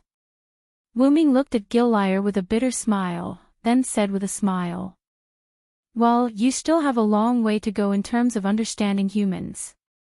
I'm not asking you to have any desire to protect humans, I just want you to acknowledge other races. The mindset of respecting the strong isn't suitable for you who are my guardians." Yes, my lord." After ending the conversation between master and servant, Wuming began to admire the reconstruction of this world. Not created by anyone, not expected by anyone, not prayed by anyone, Tetu's voice began to sound in the sky. The nameless race that evolved from beasts to bipedal walking with their own consciousness and obtained intelligence, humans. Tetu's voice wasn't loud, but it was as if the entire world could hear him. "For such a race, I, as the only god, grant you a name. Humanity, race of humans." The moment the humans were given their names, the sky of this planet lit up. The dark clouds all disappeared, and the sun was exposed. Plants instantly covered the earth, butterflies fluttered among the flowers, and birds soared freely in the sky. The entire world seemed to be alive again. Not only that, but most of the terrain was also changed, and there were more chess pieces on the ground. Next, the exceed 16 races, who claim to have intelligence. "You will swear to the covenant as your worship, abide by the rules of the 10 covenants, and start a new game in this new world." Well then, let's continue the game. Listening to Tetu's speech and looking at the land that was restored to life, Wuming smiled helplessly. "Well done, but all I can say is that is expected of the god of games. So, my lord, do you want the celestial cup back?" Gillyre egged him on. Well, looking at the tears of joy flowing out of Rik's eyes as he looked down at the land that was restored to life, Wuming turned to leave. "Since I'm not interested, I'll leave the rest to the players." Chapter 463. Wuming slowly walked on the land that was overflowing with life, admiring the scenery around him. The trees were lush, butterflies were dancing, and all kinds of small animals were coming and going. Birds were flying freely in the sky. Arriving at a highland, Wuming looked down at the plains in front of him and sighed. You don't say, controlling the star cup is really like controlling the ownership of a planet. In just an instant, the entire planet changed. It was as if Tetu had entered an editing interface. He formatted the dying planet and gave it new life. At that moment, Shiobi, who was following beside Wuming, spoke. Shiobi. I like the current planet. Shiobi looked at the land in front of her with a happy expression. Wuming couldn't help but look at his sister, who was smiling so innocently. After Tetu reorganized the world, he set the 10 covenants. Wuming didn't pay attention to the content of the covenants, only knowing that they were related to the game. Wuming couldn't help but complain about Tetu again. As expected of the god of games. In short, the entire world had become a world where everything was decided through the game. This way, humans wouldn't be deliberately harmed. After that, Rick brought the spirits back to the village. Seeing her brother return safely, Crone was so happy that she hugged her brother and cried for a while. Wuming, on the other hand, quietly cancelled his clone and came to the village. After all, in everyone's eyes, the siblings Vilo and Shiobi had been staying in the village all this time. By the way, during the time he stayed in the village, Crone came to Wuming many times. Of course, it wasn't what you imagined. Crone came to Wuming to find out what her brother was doing. Of course, Wuming deliberately avoided this question every time. After some time, Crone gave up on getting information from Wuming and turned to Shiobi. After spending so much time together, Crone understood the relationship between Wuming and Shiobi. A kind and capable brother and a shy and innocent sister who always hid behind her brother. In Crone's impression, Shiobi and Wuming had never been separated and were always together. Therefore, Crone thought that Shiobi must know something about him. After all, she was a child and it was easy to get information from her. That was Crone's idea, but reality slapped her in the face. Shiobi, who had been instructed by Wuming, was naturally feigning ignorance and not telling Crone. Although Crone wasn't happy that she couldn't get anything out of Shiobi after half a day, thanks to this, her relationship with Shiobi, they were like sisters. Thanks to Crone, Wuming, but Shiobi, Shiobi, Shiobi, Shiobi, Shiobi, Shiobi's, Shiobi's, Shiobi. Even if Crone was willing to accept Shiobi after knowing her identity, it didn't mean that others were willing to accept her. Therefore, after a few days of recuperation in the village, Wuming decided to leave with Shiobi. He would let the image of a kind and reliable brother and a pure and timid sister be fixed in the hearts of Crone and the others. Wuming used the excuse of Shiobi and I are going back to our hometown and the current world is decided by the game, so there's no need to worry about safety, to leave with Shiobi. Wuming still remembered the scene of everyone sending them off. Crone hugged Shiobi and cried, while Rick and Wuming shook hands. Rick knew that once Wuming left, it was very likely that he would never see him again in this lifetime. Take care, Vilo. You too, Rick. There weren't many words, nor were there any words of gratitude. With just a few words, the two of them let go of their clenched hands. Then, under everyone's reluctant and blessings, Wuming took Shiobi and rode the horse of this world that Crone and the others had given them and headed into the distance. After traveling for a while, Wuming released the horse and let it return to nature. Then, Wuming and Shiobi walked on the ground. After all, the two of them really didn't need any means of transportation. How does it feel to gain feelings, Shiobi? Wuming gently touched Shiobi's head and asked. Shiobi put her hand on the power furnace in front of her chest and slowly answered Wuming. Shiobi can't say. But, Shiobi is very happy, brother, is that so? That's enough, my sister. Looking up, Wuming felt the wind blowing against his face and said in a relaxed tone, "I'm preparing to leave this world. What about you?" Wuming asked. Shiobi understood what Wuming meant. She was abandoned by the Kikai seed and the possibility of her returning was not high. Therefore, Wuming wanted to ask if she wanted to go with him. Then, Shiobi shook her head. Shiobi is preparing to return to the Kikai seed and pass on her feelings to everyone. Shiobi stared at the pair of mechanical eyes. Although it was mechanical, it was full of charm and emotions like a living creature. This is going to be a tough road. Are you ready? Wuming once again patted Shiobi's head and exhorted his sister like an elder brother. Yes, Shiobi is ready. Shiobi will definitely let all the Kikai seed gain feelings, brother. Shiobi looked at Wuming with a smile. Through those eyes, Wuming read the firm belief. Wuming smiled and then activated the soul of words. A person with a supreme protective divine power. God protects him, the devil hates him, and no enemy can approach him.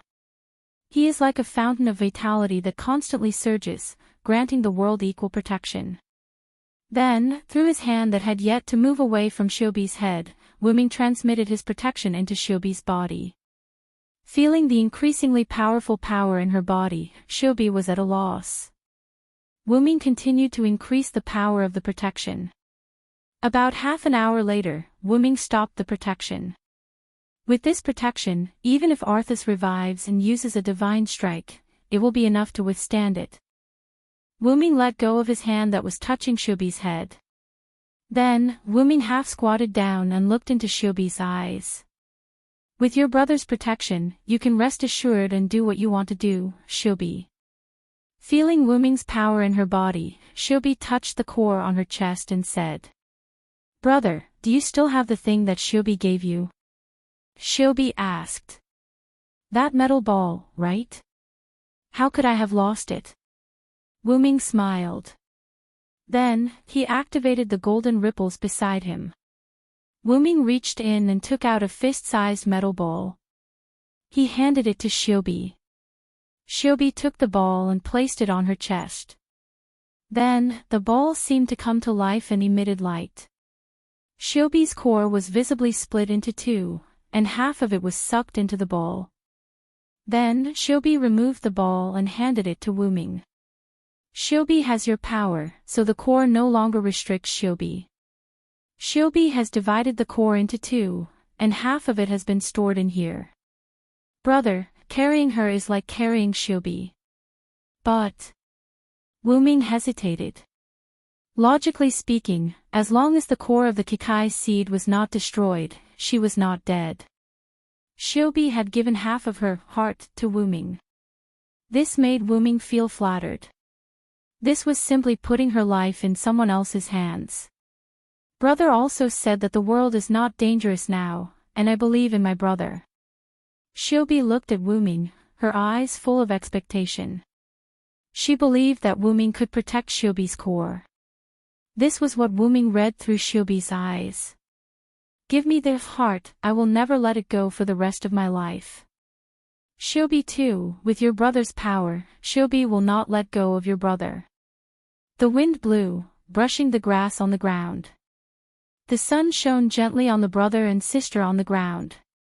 Everything was so beautiful.